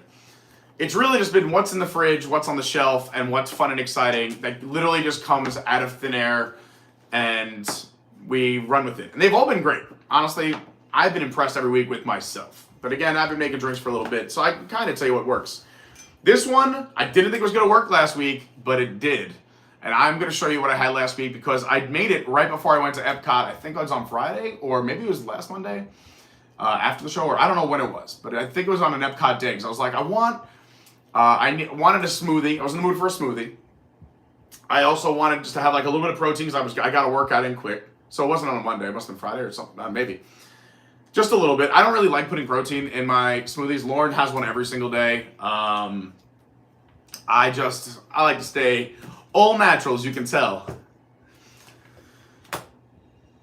But anyway, so yeah, I did a little smoothie, and then I was like, but I also want to have a little bit of a pregame before I get to EPCOT. And I made this little smoothie, and it was delicious. So I think I'm going to make that for you today because, again, I'm craving a smoothie right now. And I am going to EPCOT around 4. Again, we'll be live today. If you want to see the parks and you're just tuning in, I will be at EPCOT for Billy Ocean tonight. I'm shooting to get there at 4, so I'll probably set the live stream for 4:30. Hopefully, we'll start right on time.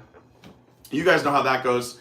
But I think, why not? We'll do that in the second hour. Well, of course, we got to bring our Monday affirmation in. And we're going to keep talking about the future of the parks. I want to go through some of the lands for Magic Kingdom and Animal Kingdom. With all the attention going to those two parks and EPCOT wrapping up, what will happen over at Hollywood Studios? Let's talk about it. And let's talk about Animation Courtyard, how that is not being utilized the way it should. And of course, we got to talk about Epic Universe. And then also, what is SeaWorld doing to compete with all of this? All of that and more in the next hour. Thanks for watching Mix It Up Mondays. Hit that like button. If you haven't subscribed yet, now's the time. Let's take a quick 5-minute break, and I'll be right back. Go get some stuff done or enjoy the background music I'm going to put on. I hope you like it. See you in a little bit. Ask some questions in the chat.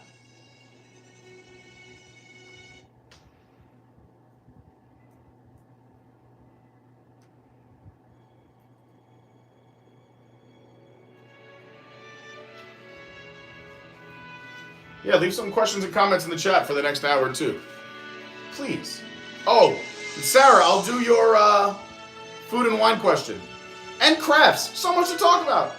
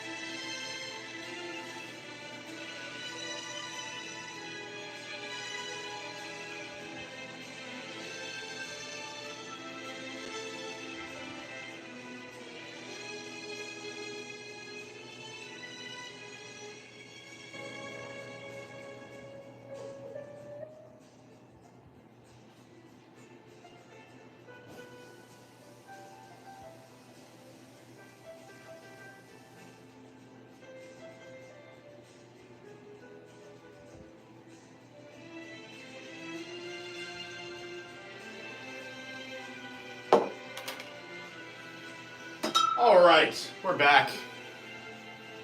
Thanks for waiting patiently.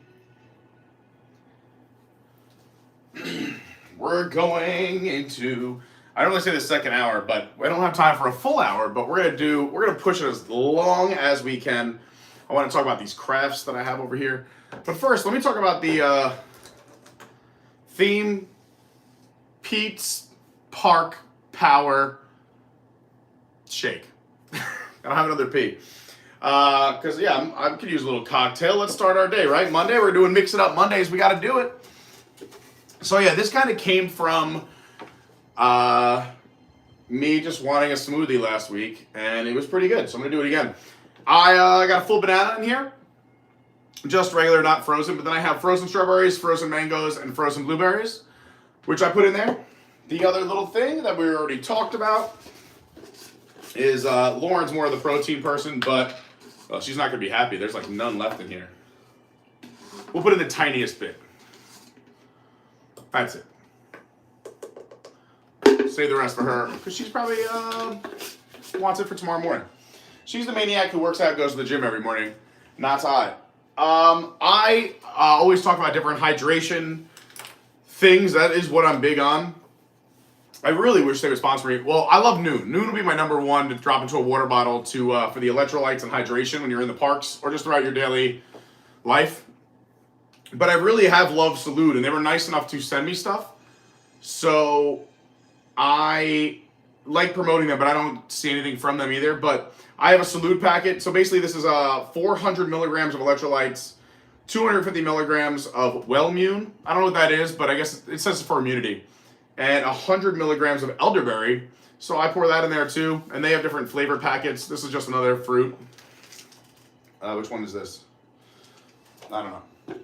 Then we had the fun stuff. So this is, and again, I grabbed these because they were already in my bar. I didn't get these for this cocktail. I was just like, what would work in a power smoothie before EPCOT? And I had these two on in my bar, so I went with these two and they worked. But you could use anything you want. I think any flavored fruit vodka would work. I had a coconut flavored vodka with pineapple and tropical flavors, so obviously works very well with this. And then Citygate, when I was up in St. Augustine, they are their own, it's a small distillery in St. Augustine, Florida, about, I don't know, 2.5 hours or so from here. And they made their own pineapple rum. And I thought it was really good. I normally don't drink rum, but this was actually quite nice.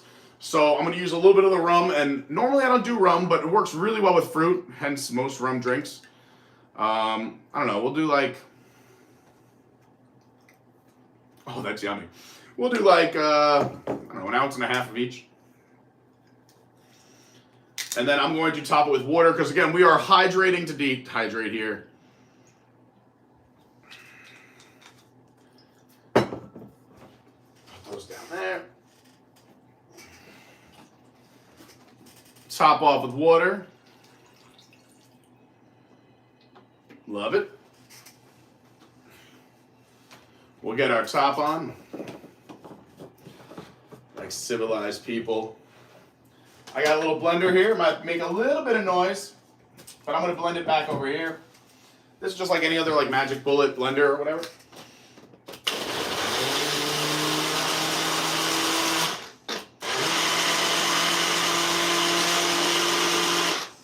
And voila.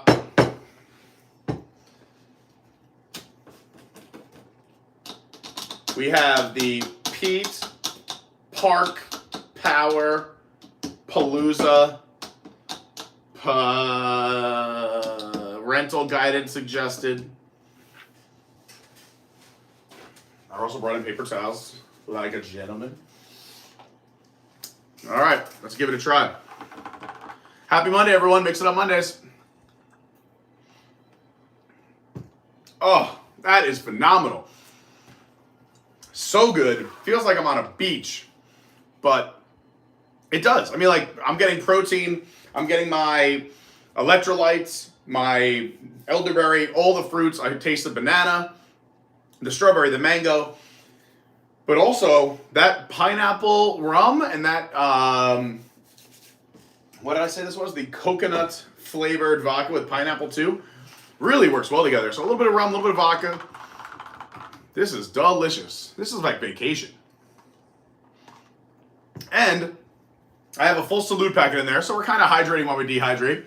I got a little bit of protein in there, so we're staying a little healthy there, trying to take care of our bodies. Especially on days where you're walking around in the parks a lot. Like me today, I've been going nonstop the last 4 days, so this is going to definitely help my body. Also, again, keep in mind, I know we just added a ton of alcohol to this, so I know what I'm saying sounds ridiculous. But I think life's all about balance. So we got a lot of good things in here. The banana really helps with the body and with a lot of walking around in the theme parks. Fruits are obviously good for you. Water, we just put in a solid 8 ounces of water. And I've already had today, maybe 36 ounces of water? So we have plenty of water coming in. And then there it is. This is absolutely delicious. And again, I know not everybody has coconut flavored vodka or pineapple rum, but use the ingredients that you like to your that you have at your disposal, like we did. This was just made up, but it works. And I think it's fun. And I will say, I probably should just go throw this in the sink, but I really like having this little thing around. If we are on a road trip, we might even just take it with us because we like smoothies in the morning. We like putting things in smoothies that don't taste necessarily good, that you want to take in water, whether it might be, whether you take protein, creatine, these little packets, and let's say you have some kind of hydration packet that, is a flavor you might not like. But yeah, just putting it in with frozen fruit or fruit, that we buy fresh, and a little bit of water. This is nice to have. Or if you can fit it in your luggage, it doesn't take up that much space in the grand scheme of things, I have a big head, but this is not bad. So yeah, there it is. I would love this every morning before the theme parks. Maybe not every morning. I don't want to sound like I have a problem. But if you've watched the channel, we like to have a beverage from time to time. And I didn't really drink all weekend because I worked. Next time I drank was with all of you on Friday at EPCOT. I'm going to throw this in the sink real quick because I just don't like sticky things. And then let's get into all the fun. Drop some comments in the chat. Drop some fun things, whether you want to talk about, questions, whatever you got on your mind.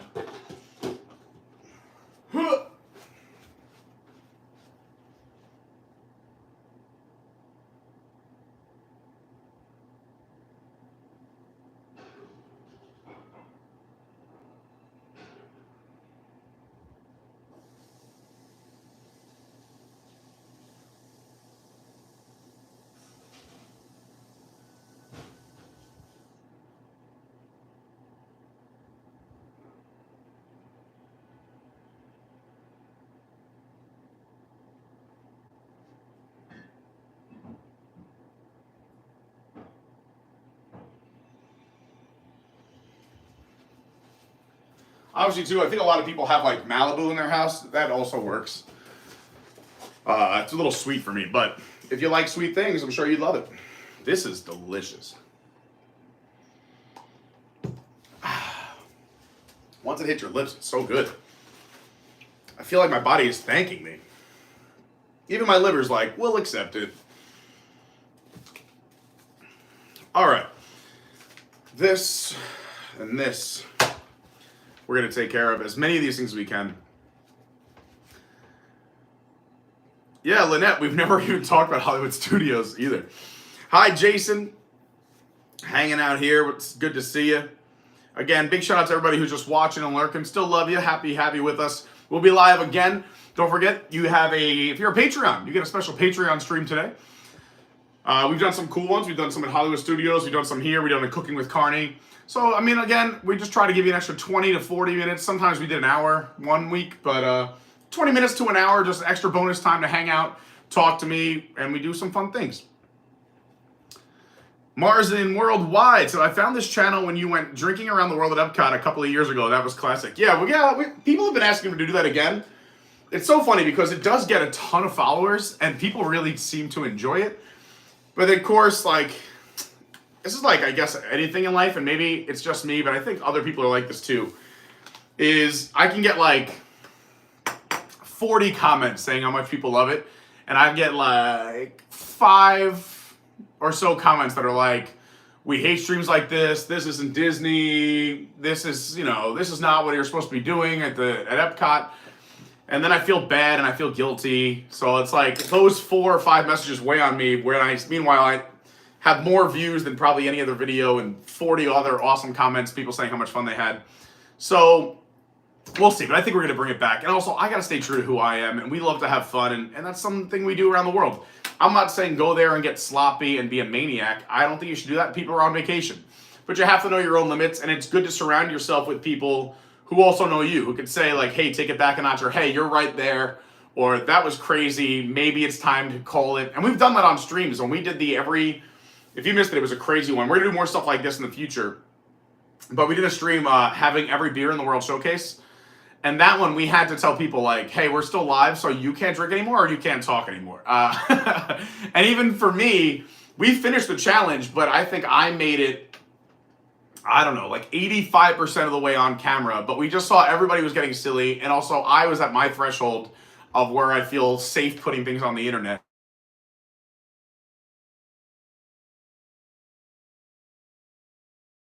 Sorry, that's my alarm. That means Lauren's leaving school. Soon. She's leaving school soon. Normally she'll call me in about 15 minutes. My 15-minute warning. And then she's usually home around 2:45. So I get a phone call. I don't know. She's home between 2:30 and 2:45. I get a phone call between 1:50 and 2:10, depending on what she's doing. Or if she's tutoring after school, it's much later. But that's not here nor there. Yeah, but the drinking around the world one with all the beer was crazy. But we had a great day that day. It was a lot of fun. Thanks for sticking around and subscribing back then. It means a lot. Ooh, that sounds good, Jason. That sounds delicious. Yes, I'm going to go over my top food and wine items. It's right here as my reminder. Oh, Mark, I did forget to put up the Be Right Back sign. Whoops. You know what's great is I like putting on the music in between the breaks now. And even if it's copyrighted, it's perfect because by the time YouTube scans it, for the replay for most of you, I can just say trim out segments with copyrighted music. So it takes out like the 3-minute intro before the show starts and the 5-minute break in between the show. And you just get content the whole time. Fun, right? Lynette said, I'm going to go shop at the Spring soon and then dine at Homecoming. That sounds like a wonderful Monday. Tyler Silva, happy Monday. Great to see you. Andrew says, drink in every country with no beer. Yeah, that was, did we do that on camera or did we do that off camera? Because I've done that challenge too. There's a few challenges coming up that I want to do. Just time. Also, it's been a while since we've done a mega stream. So I'm planning some mega streams. We're talking 6, 8, 10, and possibly 12 hours. So there's some big ones coming up. We'll be doing those. We'll be doing some bar crawl ones. Those are coming up. Those are also very expensive. And also, since the start of a festival, those are typically very long streams, 6 to 7 hours, with a lot of money spent on food and drink. So it's just time and money, which is kind of 2 important things in life. But I'm very excited about them, and I love that content. And it is coming. Believe me, I have there's a lot behind the scenes and I don't like saying them, because then people are like, I thought you said you were going to do this. What's going on? And I'm like, yeah, I said it, but I mean, like, I'm not free for 3 months to do it. But I do have a whole list of things we're doing, and we're coming back. And I'm also, I like to think I'm pretty aware of when it's time to do something again. Like, I feel like we're ready for another Cooking with Carney soon. It's been enough time. I feel like we're ready for another, marathon stream, somewhere between the 8 to 10 hour mark, maybe longer. There's an idea to do a 12 in the next 3 months, but we're working on that too, time-wise. And a drinking around the world one.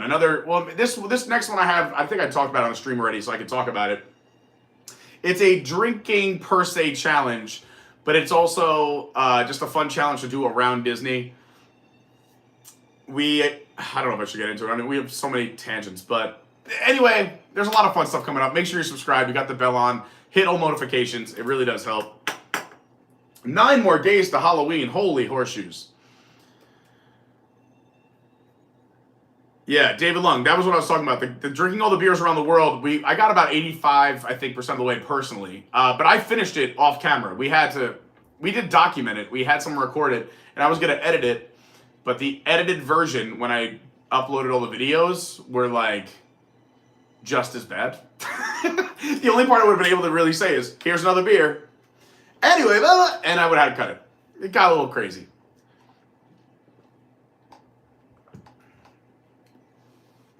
Bill says, Pete, you know your limit. Others don't necessarily, but you are the drunk police. Yeah, you can lose your viewership real quick. Yeah, that's another thing too, right? Is that I try to stay pretty aware. I will also walk a line because I know some of you, you kind of like when it gets a little silly when we break into like cartwheels and, you know, silly things happening. Granted, I would do that dead sober, and I have. But sometimes I think a decent portion of the audience likes when I get a little crazy. But I have to really walk a fine line because I don't want to do that and put that out there on the internet for me, and I don't want to lose viewership or subscribers either. And we do try to keep this family friendly, you know, most of the time. If anything, I put up disclaimers. Oh yeah, we did do it, Andrew, on camera. I forgot if it was on camera or off camera. Yeah, every country with no beer. That was another fun one. There's so many. And then sometimes it's nice too, because if I have people come down like, you know, Andrew or my own friends and family or you, if you're here and you jump in with one of these challenges we're doing, sometimes I don't even do them on camera because they're like, oh, let's, you know, it's easier for me than most. I come from a world, I used to sell craft beer. So like I know in certain areas I have a higher tolerance. So when people are like, oh, we're going to try and do 2 laps around the world or 3 laps around the world. I'm like, can I do beer? And people go, yeah. I'm like, well, then it's easy. I mean, 3 laps around the world is technically only 33 beers. And if you break that up over an entire day, it sounds like a lot. But keep in mind at EPCOT, you're only getting like 5-ounce pours or an 8-ounce pour. I'm not doing pints. I mean, I could, but again, it's a family theme park. It's a little bit easier for me. I have a very high tolerance for beer. I've been around craft beer my whole life and used to sell it. And my job was to taste people on craft beer from 11 in the morning till 11 at night. Anyway. But, so yeah, some challenges we do on camera off because it's like, I don't even want to put that in a title because I feel like someone's going to send it to Disney the minute I do 3 laps around the World Showcase. They'll be like, kick this guy out before he even starts. Lynette says, I can only have a drink around 2 places around the World Showcase. And that's knowing your limits, right? All right, so that's our drinking conversation. Let me just have another sip of this. Let's talk, while we're talking World Showcase, I was asked in the chat my top items of the year. And I will be happy to tell you right now. This is an old passport. I don't know if I brought the new one home. Here we go. Yeah, this will work. So out of the gate, you heard me talk about it on Friday night. I love the food over at Char and Chop. All of them are great. I love the meat assortment, trio of shaved meats with the baby arugula, pickled mustard, truffle oil, grilled ciabatta bread. It's beautiful if you're into like charcuterie and meats. The grilled Impossible spicy sausage was also fantastic. Again, it's vegan friendly, which is nice. But if you know, I don't know if there's people out there like, I'm not gonna eat it if it's vegan. You eat a lot of other things, but it's delicious and it's got a little bit of heat to it. On the heat index, I'm kind of a wimp.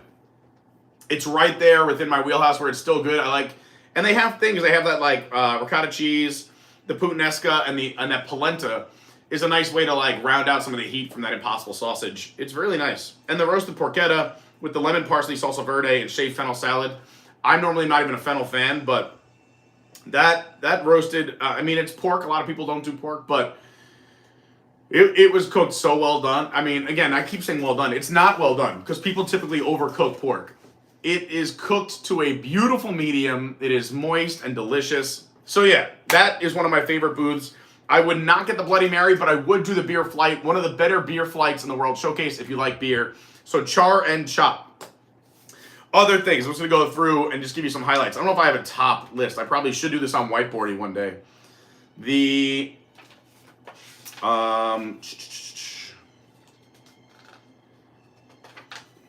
I'm just going to give you some of my favorites real quick. I'm going to just briefly skim this. I also like when they do these special poutines over the refreshment port. They typically are pretty good, and they're nice to share with family and friends if you're there. So if you pass refreshment port, it's listed as a booth. It's always there. It's by, if you're not sure what I'm talking about, it's on your way to Canada by that where the old temporary Starbucks location was, which is now another food booth this year. But the poutines there are great, especially if they do a special one. They're fun, and they're exciting, and they're great to share. Working our way around that, let's just go around the world in that direction. Hawaii's fine. Australia's good. My only beef, if you will, with the Australia booth is the portions are getting smaller and smaller every year, where I think it doesn't justify the price. I try to find fantastic flavors, but it also justifies the price, right? Like, yeah, if you want to go get the shrimp cocktail and a bottle of champagne from Bubbles and Brine, it's great, but it's going to cost you $80. It's a lot of money. So I'm factoring that in just for everyone, just so you know. But I do like the Australia food.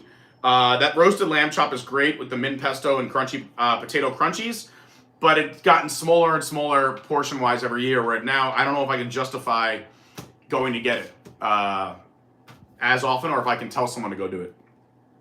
Canada is phenomenal every year. We all love. And finally, the weather's starting to get a little bit, let's say, not as obscene as it's been all summer, because they do have that Canadian cheddar and bacon soup, which is very good with that little potato pretzel roll. But having a soup when it's 100 degrees outside it's crazy. It's insane. It's out of control. So now if you time it the right time at night, maybe it's in the 70s or high 60s now. At night we're seeing some of that weather. So it's a little more acceptable for a soup. And also they have the Canadian filet mignon at that booth. It's a great cut of meat. I know sometimes it really depends on the cut you get, right? I've had people say it's not worth it. The cut was terrible, or it's chewy or fatty, or overdone, or too raw, too rare. It does vary in that regard. And honestly, look at it. If it looks too rare for you, just say, do you have another piece that's a little more cooked? Or if it looks too cooked, you can say, do you have another piece that's a little more rare, or a little bloodier? You can ask, and as long as you ask nicely, cast members will try to accommodate you. But I will say the filet they use there is the same filet they use at the restaurant in Canada, the Les Celliers. So it's a great cut of meat, and especially if you get it the right temp and the right quality that you like, oh, it is delightful. But that's there all the time. But if you're coming in, you really want to know some of my favorites, I'm just going to run through it. France is cool. I have no issue with any of the food in France. France is also known for making good stuff, but they have some more of the weirder things. Like, I like weird stuff, but like the croissant with the escargot, see, like, I like that, but other people may not. Also, France has upped their prices again, so it's kind of insane. Same thing with Brazil, right? Like, Brazil was a great booth, but the prices were just so high. I think like both their drinks were like $15, and the drink is like 6 ounces. I can't recommend that as much as another country that might have a similar, like, taste-wise, be just as tasty, but at a more appropriate price. Belgium was fine. No issues. If you like waffles, they have Belgian waffles, which is fun for some people. One with a berry compote and whipped cream, one with a warm chocolate ganache. They also have some pretty cool beers over there, if you're into beer. Tangerine Cafe. This is one I do like a lot. I tell everyone, a great sharing dish. And again, I'm into sharing dishes. I think especially me, when I'm at Disney, I'm probably there more alone than the average person. If you're at Disney, you probably are with family and friends. If you're by yourself, awesome. You're just like me. There's nothing wrong with that, taking the time to enjoy Disney on your own and really soaking it all in. But I like sharing dishes. So the stone-baked Moroccan bread with the different dips and sauces, oh, so good. And that's actually inside the Tangerine Cafe in Morocco.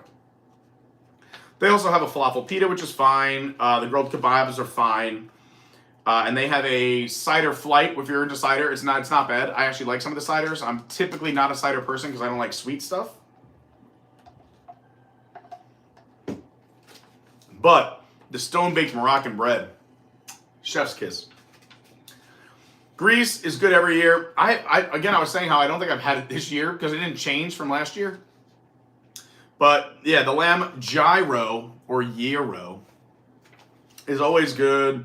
The griddled cheese, the spanakopita, yum, yum, yum.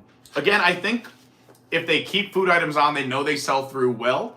Sadly, again, I think the price goes up, whether it's $1 and the portion might get a little bit smaller, which is just upsetting. Really like the food in America this year. Probably my favorite year so far of the American Adventure. The Italian hot beef sandwich. The first time I had it was hilarious. It was on a live stream.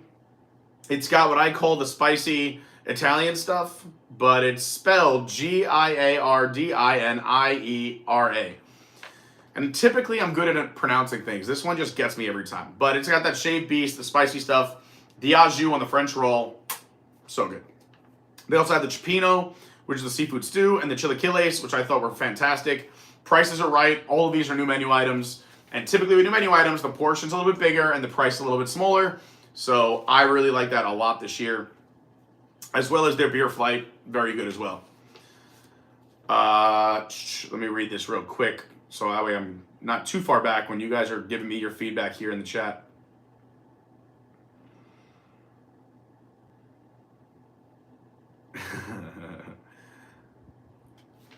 Sarah said, we watched a stream the other day and then went to Char and Chop and it looked great. Thanks for the confirmation. My husband and I want to know all the food and drinks there. Yeah, so good. Lynette says the Australian lamb chop was good. Yep, I love it. Again, it just smaller portions, thinner cuts, and more expensive than last year and the year before. The fry booth is very good. We'll get to the fry booth in a second. I'm going around the world the wrong way. Or the other way. Yeah, and then, so Steven Noon said the moussaka in Greece was quite good too. I'm sorry, also, I should say this too. I don't do desserts. So, but there's a plant-based Impossible Moussaka, and I'm not saying that, moussaka is a dessert. But I don't do sweet things. So I won't be reviewing any of the desserts. But the moussaka is like an eggplant lasagna. That's also very good. I just thought I'd throw it out there that I don't do desserts. But the moussaka is very good. It's like a picture lasagna that has eggplant with Greek flavors. Again, very good, but I'm just trying to give you. I'm trying to spend more time on things that are really good. You could totally skip the Italy booth if you want Italian food. Go into the pavilion, go to Via Napoli, or go into the wine cellar, or go into. By the way, it's not called the wine cellar. I think it's Tutto Gusto, or the restaurant. But the booth, for some reason, just drops the ball. Spain is fine. Again. You saw me and Lauren have it on the last two streams because it's right next to America and we like the food there. The Charcuterie Cup is fine. For me, they could cut the cheese bites a little bit down smaller. They're big portions, which is great, but it's just a lot of chewing and a lot of cheese in a bite. I wish the meat cuts were just as big so you have a little more balance, because I think a lot of the time, if I'm looking I try to get a few different bites, right? So like a piece of meat and a piece of cheese on the fork. And I run out of meat always before I run out of cheese. I'm just left with so much cheese. And again, in Florida, it's rough. And as someone who's lactose intolerant, I probably shouldn't be doing it. Moussaka is not sweet. I only said that. I thought of the dessert thing because I was thinking about, whatchamacallit? Who's got the sweet, it's right over in that area. I don't remember. Oh, I passed Japan, but Japan is great every year too. They have the teriyaki chicken bun, the fire taiko roll, and the beef wagyu. All three were great. Love everything Japan. Japan pretty much is like a go-to every single festival. They do great food. I will say though, where they dropped the ball for me this year is their beverages. The passion cocktail wasn't my favorite. The sake pour is extremely expensive, and you get like an ounce and a half for like $15 or more. I forget exactly what it is. There's no prices in the book, so I'm just going off memory. The beer is good. They do, but the beer is made in Florida, so it's not like you're getting a Japanese beer. It's a beer made in the Japanese style or flavors that are similar to Japan. Germany's good every year. The Schnickenudeln is what I call it. I'm sure I'm saying it wrong, but we love that. The bratwurst on the pretzel roll is very good. I don't do desserts.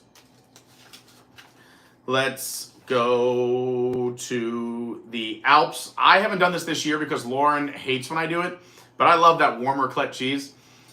Again, it's hot cheese on a hot day. That's why I haven't done it this year yet. It hasn't been cool enough out.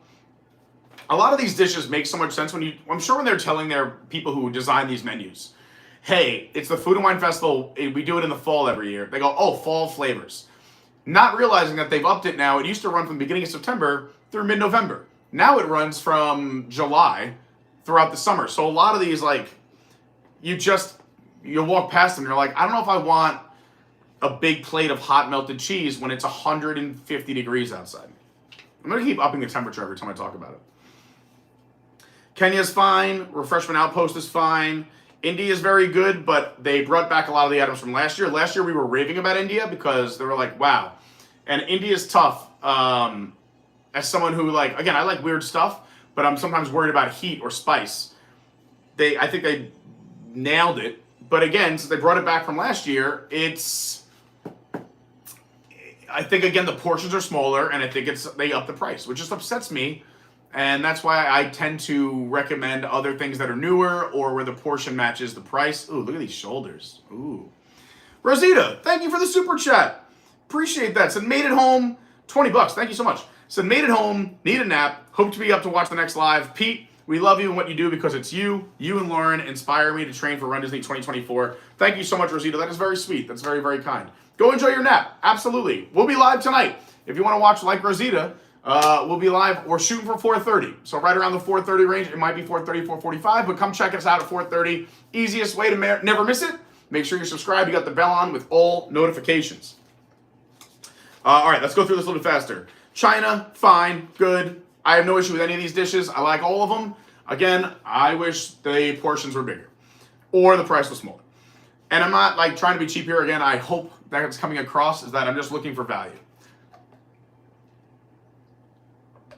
Mexico, we've really been a fan of Mexico lately. These were all good. Like if I was to like rate all these, when I say fine, I mean like, hey, go eat them, you'll like it. Mexico, I would say, is like a level above fine, but like not gonna be my top tier. But the food is good.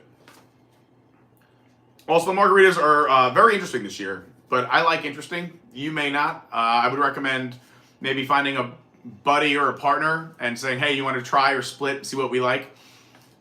Me and Lauren, actually, I think the first time we tried it might have been on camera, but we swapped.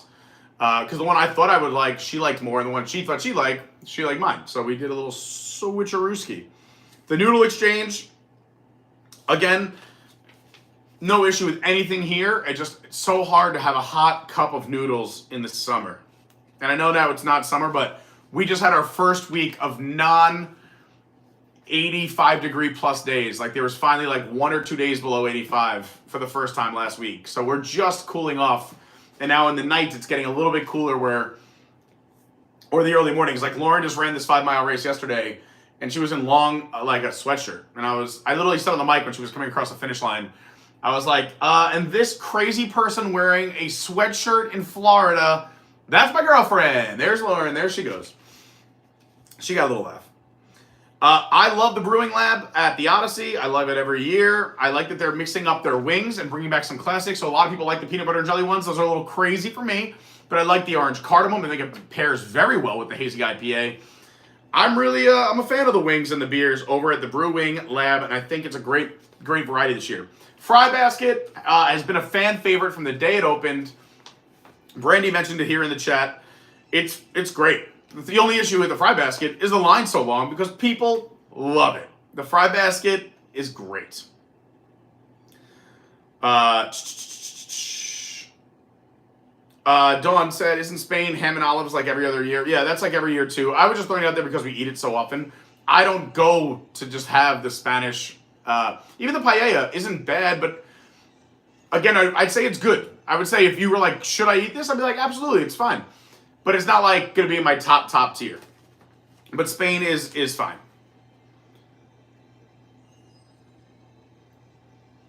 Bill said the filet in Canada was excellent, and I'm fussy with beef. Yeah, they use the same cut as the Le Cellier.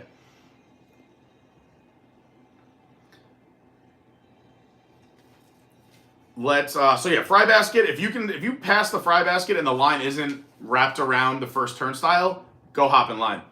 Flavors from Fire, again, I really like Flavors from Fire. I think the food is great every year. They have made this portion smaller and the price has gone up.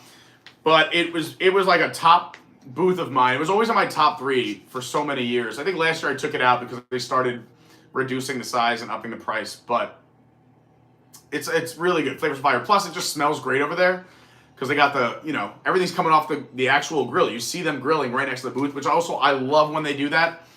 It's nice to see where your food is coming from. Love that. Yeah, so I love that booth. I just, again, price-wise or portion size, could be better. Coastal Eats, the lump crab cake and the oysters Rockefeller, both were great. Big fan. The Connections Cafe has a waffle with cream cheese icing, graham cracker crumbs, and a Remy chocolate garnish. So I have not had it, but I see people eating it all the time. Same thing with the Connections Eatery, where they have the same thing, but also that margarita I've had, and that was good. I was a fan of it. I wish they would use a little less of the passion fruit syrup. So the margarita over at Connections is the Yucatan Sunset Margarita with Teremana Blanco, passion fruit syrup, triple sec, lemon, and I'm sorry, not lemon, lime and orange juices. It's a little sweet. That's why I don't know if it's the syrup or too much of the juices, but it's a tasty margarita. And of course, all 4 Joffrey's locations have their own beverage. They have a horchata at one location. They have a frozen raspberry at one location. They have a caramel mocha cold brew at one location and an amaretto iced tea at one. All of these are listed on the main menu as non-alcoholic, but underneath they all have the price with alcohol and what they recommend using alcohol-wise, what they add to it. So I basically think, and this is the reverse of what it's been for years, is that they always had the drink listed and they said non-alcoholic version available. Now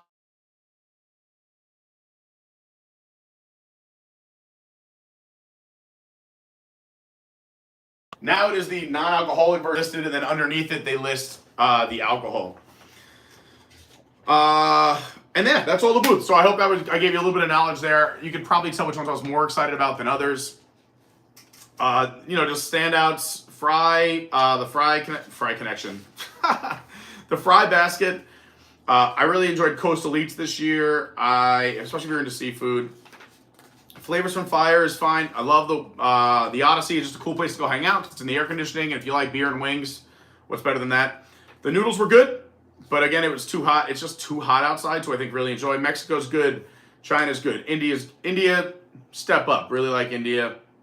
Kenya's fine. The Alps are okay. Germany's fine. Spain is fine. Italy, avoid. Flavors of America, big thumbs up. Love that. They did a great job revamping that menu. Japan is good every year. The food, a lot better than the alcohol. Greece, fine. Yummy, yummy. Nothing bad there. Tangerine Cafe, I personally like the stone bread will be one of my top items. The other items are fine. Belgium, fine. Brazil, fine. France, very good, but again, I wish the portions were a little bit bigger. Ireland, just okay. Canada's great. Australia, small portions. Hawaii, just okay. Shimmering Sips, just okay. Refreshment Port, fun if you want to share it. It's very heavy if you're by yourself. Swirled Showcase, I skip because it's all desserts, but I'm sure you'll like it. Love Char and Chop. Wine and Wedge, meh. Bubbles and Brine, very nice, but very expensive. That's the one where you get the Moet, the Vouv, or the Dom. So you have to pick one of the 3, and then they have the Jumbo Shrimp Cocktail or the Crab, which is, both are great food-wise. And there you go. Full recap of food and wine, real quick. What else do I got here?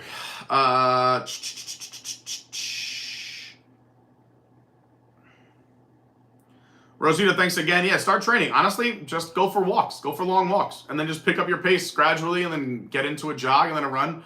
I mean, my weight fluctuates tremendously throughout the year and throughout the years, plural. It's not fun to watch, but I'm sure it's fun to watch for other people. But I think it's one thing that I've learned over the years is it's a slow game. You can't do anything overnight. So yeah, start with a small walk, build it up to a power walk, build it up to a light jog with a power walk involved, and go from there. I wouldn't say don't start training because you feel like no matter where you are in any of your weight loss journeys out there, just start with something small. Do the little things, and they'll turn into medium things, and they'll turn into big things. And I'm not at the big things yet. I just I've struggled my way my entire life. Dawn says, meanwhile, I scarfed down some ramen when it was 85 degrees out. Yeah, more power to you. Sarah said, as a New Yorker, are the wings really worth it? So, are there better wings out there? Sure. But I think the wings are good enough. The flavors are good, right? The flavors are fine. You will like the wings. I just, personally, there's something about the Odyssey, number one. I love that they also made it the Muppets, so it's just a fun place to get out of the heat, get some air conditioning. They have some of the tables have chairs, some of them are standing up, but people get to kind of gather around, whether they get a beer flight or, you can actually get a pint of beer here, which is nice too. where you can just share some wings, have a wing, have a beer, sit around, chat with your family and friends. I think it's a great regrouping spot or planning spot. If it's, early in your journey, go through the book and say to people like, hey, what do we want to do, or where do we want to go? It's a great strategizing place to be, or a place to recap the day and say that, hey, what were our favorites? What do we want to do next? Maybe, look at the ride times. I just think I think if they did it, it's just very smart, right? So I think something about beer and wings makes you want to have this social interaction with people, or, you're sitting around with, for me, beer and wings just remind me of Sunday football, or hanging out watching a game somewhere, hanging out with friends. So it's hey, where do we want to go next? Or what'd you think about that last one? What was the highlight of the day? Or hey, what rides do we want to do before we leave? Or where do we want to watch fireworks from tonight? What's tomorrow look like? It's just a place to hang out, and you just have those conversations, because I feel like Disney is so much of a push of just getting to the next thing, or trying everything you came down to try, or accomplishing all the things you wanted to accomplish. Where here, because it's air conditioned, because it's a place to kind of hang out and lean on a table or sit down inside, and there's some things happening that make it interesting, where it's not just a quiet, dull room. It's more of an experience thing. And I'm not saying the wings are bad. I know places that have fantastic wings. I'd say the wings are they're good. They're good. They're not bad wings. And they also put some real spicy ones on there that I still have yet to try. The Scotch Bonnet's on there this year. I like the orange cardamom. Like I said, with the IPA is my favorite pairing that I've had there. Peanut butter and jelly is from, but I think they have mild, medium, hot. Right? Hold on. Let me just double check this before I give false information. They have peanut butter and jelly wings, the garlic parm, the orange cardamom, the traditional buffalo wings, which is a medium. Then they have the Impossible Buffalo chicken tenders, which were good. Also the Impossible, or not the Impossible, but the vegan buffalo Brussels sprouts. Last year they were so good. This year I've tried them twice. They just put way too much sauce on them, so they were soggy. And I think what a Brussels sprout is a drizzle of the buffalo and a drizzle of that, whatever they use as a blue cheese ranch alternative that's vegan friendly, was great, because I got a drizzle of the buffalo and a drizzle of that, and I had a nice crisp Brussels sprout. But the ones I've had this year, the Brussels sprouts are in a pool of this buffalo white sauce, and it's made them a little soggy. So I hope that there was just two one-off occasions that wasn't the best. And that's the thing too, right? Everyone's got different taste and flavor profiles, and it also depends who's behind the booth or what you're getting served. Let's say 7 out of 10 people can say Canada was the greatest booth, greatest cut of filet. Sorry about that. The phone just freaked out. Thank you, Bill, for the Venmo. Appreciate that. Thanks to everybody who, sometimes I try to catch it fast enough so I can say thanks for the Venmo, but thanks to anyone who ever Venmos, CashApp, PayPal, Super Chat, new Patreons. You're all amazing. It goes right back to the channel. Oh, and then the other one I didn't talk about was the unnecessarily spicy yet extremely tasty Scotch Bonnet pepper curry wings with a cool cucumber yogurt. I just haven't done it yet, but I will be doing it on camera. I have a plan for this. You'll see it soon. And yeah, so anyway, food and wine. There we go. Says thanks so much. You're very welcome, Sarah. We love you. T. Marie's Place is Ninja watching. Had to comment on your shirt, Pete. Brilliant. Thank you so much. Donuts of the vegan buffalo are so good. Yeah, I liked them as well. I do have to get going. You're right. Thank you, Sarah, for the reminder. Donuts. I like the Impossible tenders. Not so much the Brussels sprouts. Yeah, the Brussels sprouts last year were just really crispy, and I love the drizzle of the buffalo and that whatever that cooling white sauce is. They were actually quite tasty. I prefer them over the wings last year. I was getting that more than wings. This year, it's they come out looking I don't know. It doesn't look appetizing, and it was just way too much stuff. So, and I've been loving, like I said, my pairing and that place. If you're like me and you like hazy IPAs, the hazy IPA has this little citrus note to it, so it pairs super well with the orange cardamom wings, which also has just a hint of heat. It's not a lot. I'm not a big heat person. I'm not trying to have the spiciest wings in the world. So it's great. All right, did we stop the spinning? That's why I just stood up to fix it. David, did I fix it? I hope I did. I agree with you, Brandy. Rest in peace, Yao Min's here in Orlando. They had the best Brussels sprouts. So good. Oh, thanks. It was for the merch. Thank you so much, Bill. I appreciate everything you do, but that's very, very kind. It's fixed. Good. What else am I doing here real quick? I have one other thing I wanted to talk about. I have about 1,000 things I want to talk about, but we'll do most of them real quick because they're quick hitters.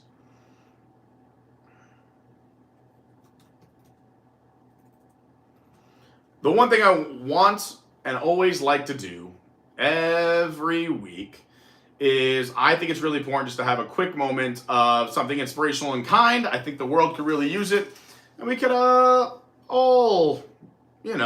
use a little bit of positivity no matter what's going on, whether it's in our life or somebody we know who's going through something or just the craziness going on around the world.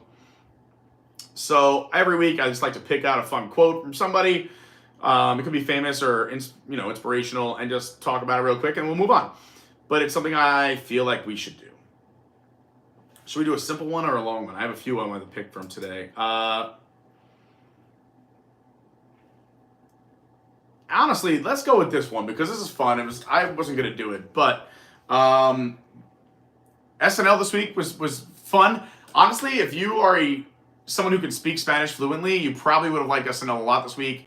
The host was Bad Bunny, much different from the week before. Maybe not that different from Pete Davidson, but I'd say a little bit of a departure from your standard SNL episode. Very cool. Bad Bunny, obviously English is his second language, so they did a lot of stuff involving the Spanish language, which was great and fun. Some of it was really funny. The only reason why I think Lauren was like, yeah, it was cool, but is because there was a lot of subtitles and Lauren was doing other things while watching. And sometimes I do the same thing. So there are, if you don't speak Spanish, there are a lot of subtitles. But he had a bunch of people come on. He had Pedro Pascal was a special guest, Lady Gaga was a special guest, and Mick Jagger is a special guest, all on the episode just to come pop into skits or introduce things or be on the TV.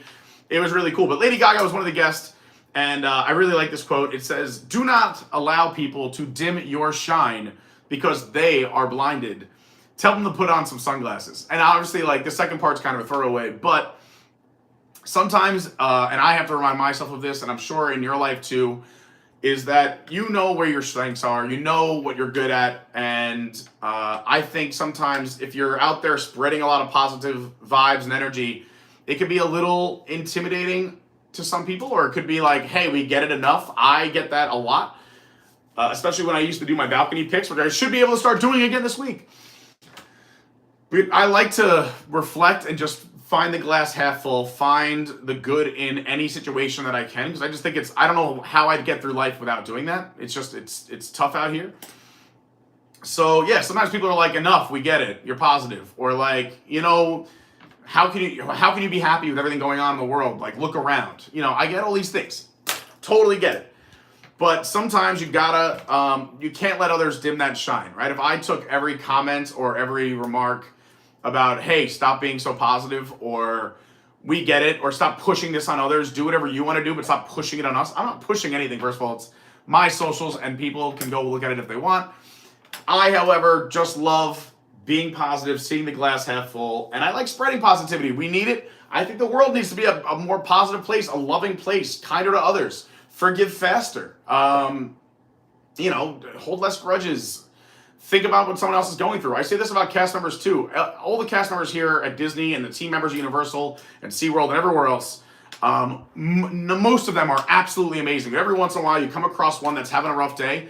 Put yourself in their shoes. They have to wake up every day, put on a happy face, and every single person who walks into Walt Disney World is on their vacation spending thousands of dollars. It's a lot of pressure. And they could be going through anything with their own family, friends, pets, mindset, struggles, money, housing, children, parents, college, and they still put on that happy face, and they are still, to put it in the words of Lady Gaga, shining for all of us. So when people say like, hey, stop being so happy or positive, or hey, you don't have to rub it in our face, this or that, and it doesn't have to be positivity. If anyone is stealing your shine, it's because they might be going through something too. And I'm not saying, I don't know. I like the fun part of telling them to put some sunglasses on because they don't like your shine. Because, hey, I'm going to be me no matter what. But maybe the person who's saying that is just going through something that's they haven't figured out yet. So keep on spreading that positivity. Keep on giving that love. I think this is actually a great place to send off. I will say, I'll talk about these next week too, but I want to talk about the arts and crafts at Disney and all these fun projects. Steals, absolute steals. These you can do at the resorts. This pumpkin we got to paint live on camera. Go check it out. It came with a little tea light, which is great. They put it in a kiln for you. We got to paint it. Drop the ABC right there in the middle. I put some fun little stainage on it, as if like this pumpkin like sat in a pumpkin patch. We got some green growing out of it. And it's beautiful, a fantastic ceramic. This, with the paint and the kiln and the ceramic going home, and they wrapped it up for me and held it for a week because I forgot to go pick it up, was literally $8.50 or something like that. Let's just say $9. All in. That's at Walt Disney World. This is a ceramic, beautiful souvenir that I got for $9 at Disney World, and it was an activity I got to do on my own. I could have sat there for hours and painted this. We did it for like an hour and a half. So the arts and crafts of Disney, an absolute steal. Make sure you're looking them up when you come to Disney. We will finish, I promise, our discussion next week of the future of the parks. Talk to you more about more things coming up. I'm going to do a Patreon stream. It won't be right after this, but Patreons, check the Patreon in the next hour or two. If I'm not doing it, I will let you know when I'm doing it. I have an idea, but I have to do something, especially because I ran late. And we'll be live, hopefully right around 4:30. So make sure you subscribe. You got the bell on. Hit all notifications right before I run out the door. Let me just see if there's anything else I have to address. Brandy, if I had a DJ a Latin hour, I would play so much Bad Bunny. Bad Bunny's probably the most newly requested, not new, it's been for years, but I get it almost everywhere I go now. Good for him. Rosita said, hey, finally got all my luggage in. Just want to say thanks for the running advice, Pete. Absolutely. My pleasure. Bill, Motivational Monday. Absolutely. Amen, Rosita. Oh, Lauren just walked the door. Lauren, you want to say goodbye? I'm signing off. Yes. Lauren's going to come in and say goodbye with me. Thanks again for watching. We do this every Monday. We also have a ton of content. If you missed any of it, please go back. Check out some of our amazing videos here on the channel. Go join the Discord. The link is down below. Our Patreon is patreon.com/adventuresbycarney. If you're able to help. Love our Discord. Love our Patreon. My Instagram is @officialcarney. My Twitter is @yourwdwguy. My... Hi. Hi. Welcome home. Thanks. The TikTok is Adventures by Carney. This is Lauren. Lauren, we're about to say goodbye, but I was telling everyone how you did a great job at your 5-mile race this weekend. Thank you. And you were the only crazy person wearing a hoodie, wearing long sleeves and a jacket. It was just a light sweatshirt. Still a sweatshirt in Florida. Absolutely crazy. I would have been in a tank top. And I said we finally could see out our windows. And that as of hopefully in the next 2 days, we'll have our balcony back. Yes. Very, very excited about that. Also, big shout out to the best of the best Patreons, the Tomorrowland Traveler, my man John Bailey, Robert D, R. Bendito, Jordan Garrett, Kenny Holland, David Garland, Izzo, Kenny Saraki, Vince Gagliardi, Glenn and Suzanne Ritchie, Colleen Kidder, Rosita, Trevor, Dustin and Kara, John Thorne, Bill and Lynette. And thanks to all of you, no matter what. If you hit the like button, you're subscribed. It means a lot. Go follow the socials, jump on the Discord, and I will see you later on today. Let's go have some fun at EPCOT. Oh, try this one. Let me know what you think. What is it? It's a delicious smoothie. Okay. Bye-bye.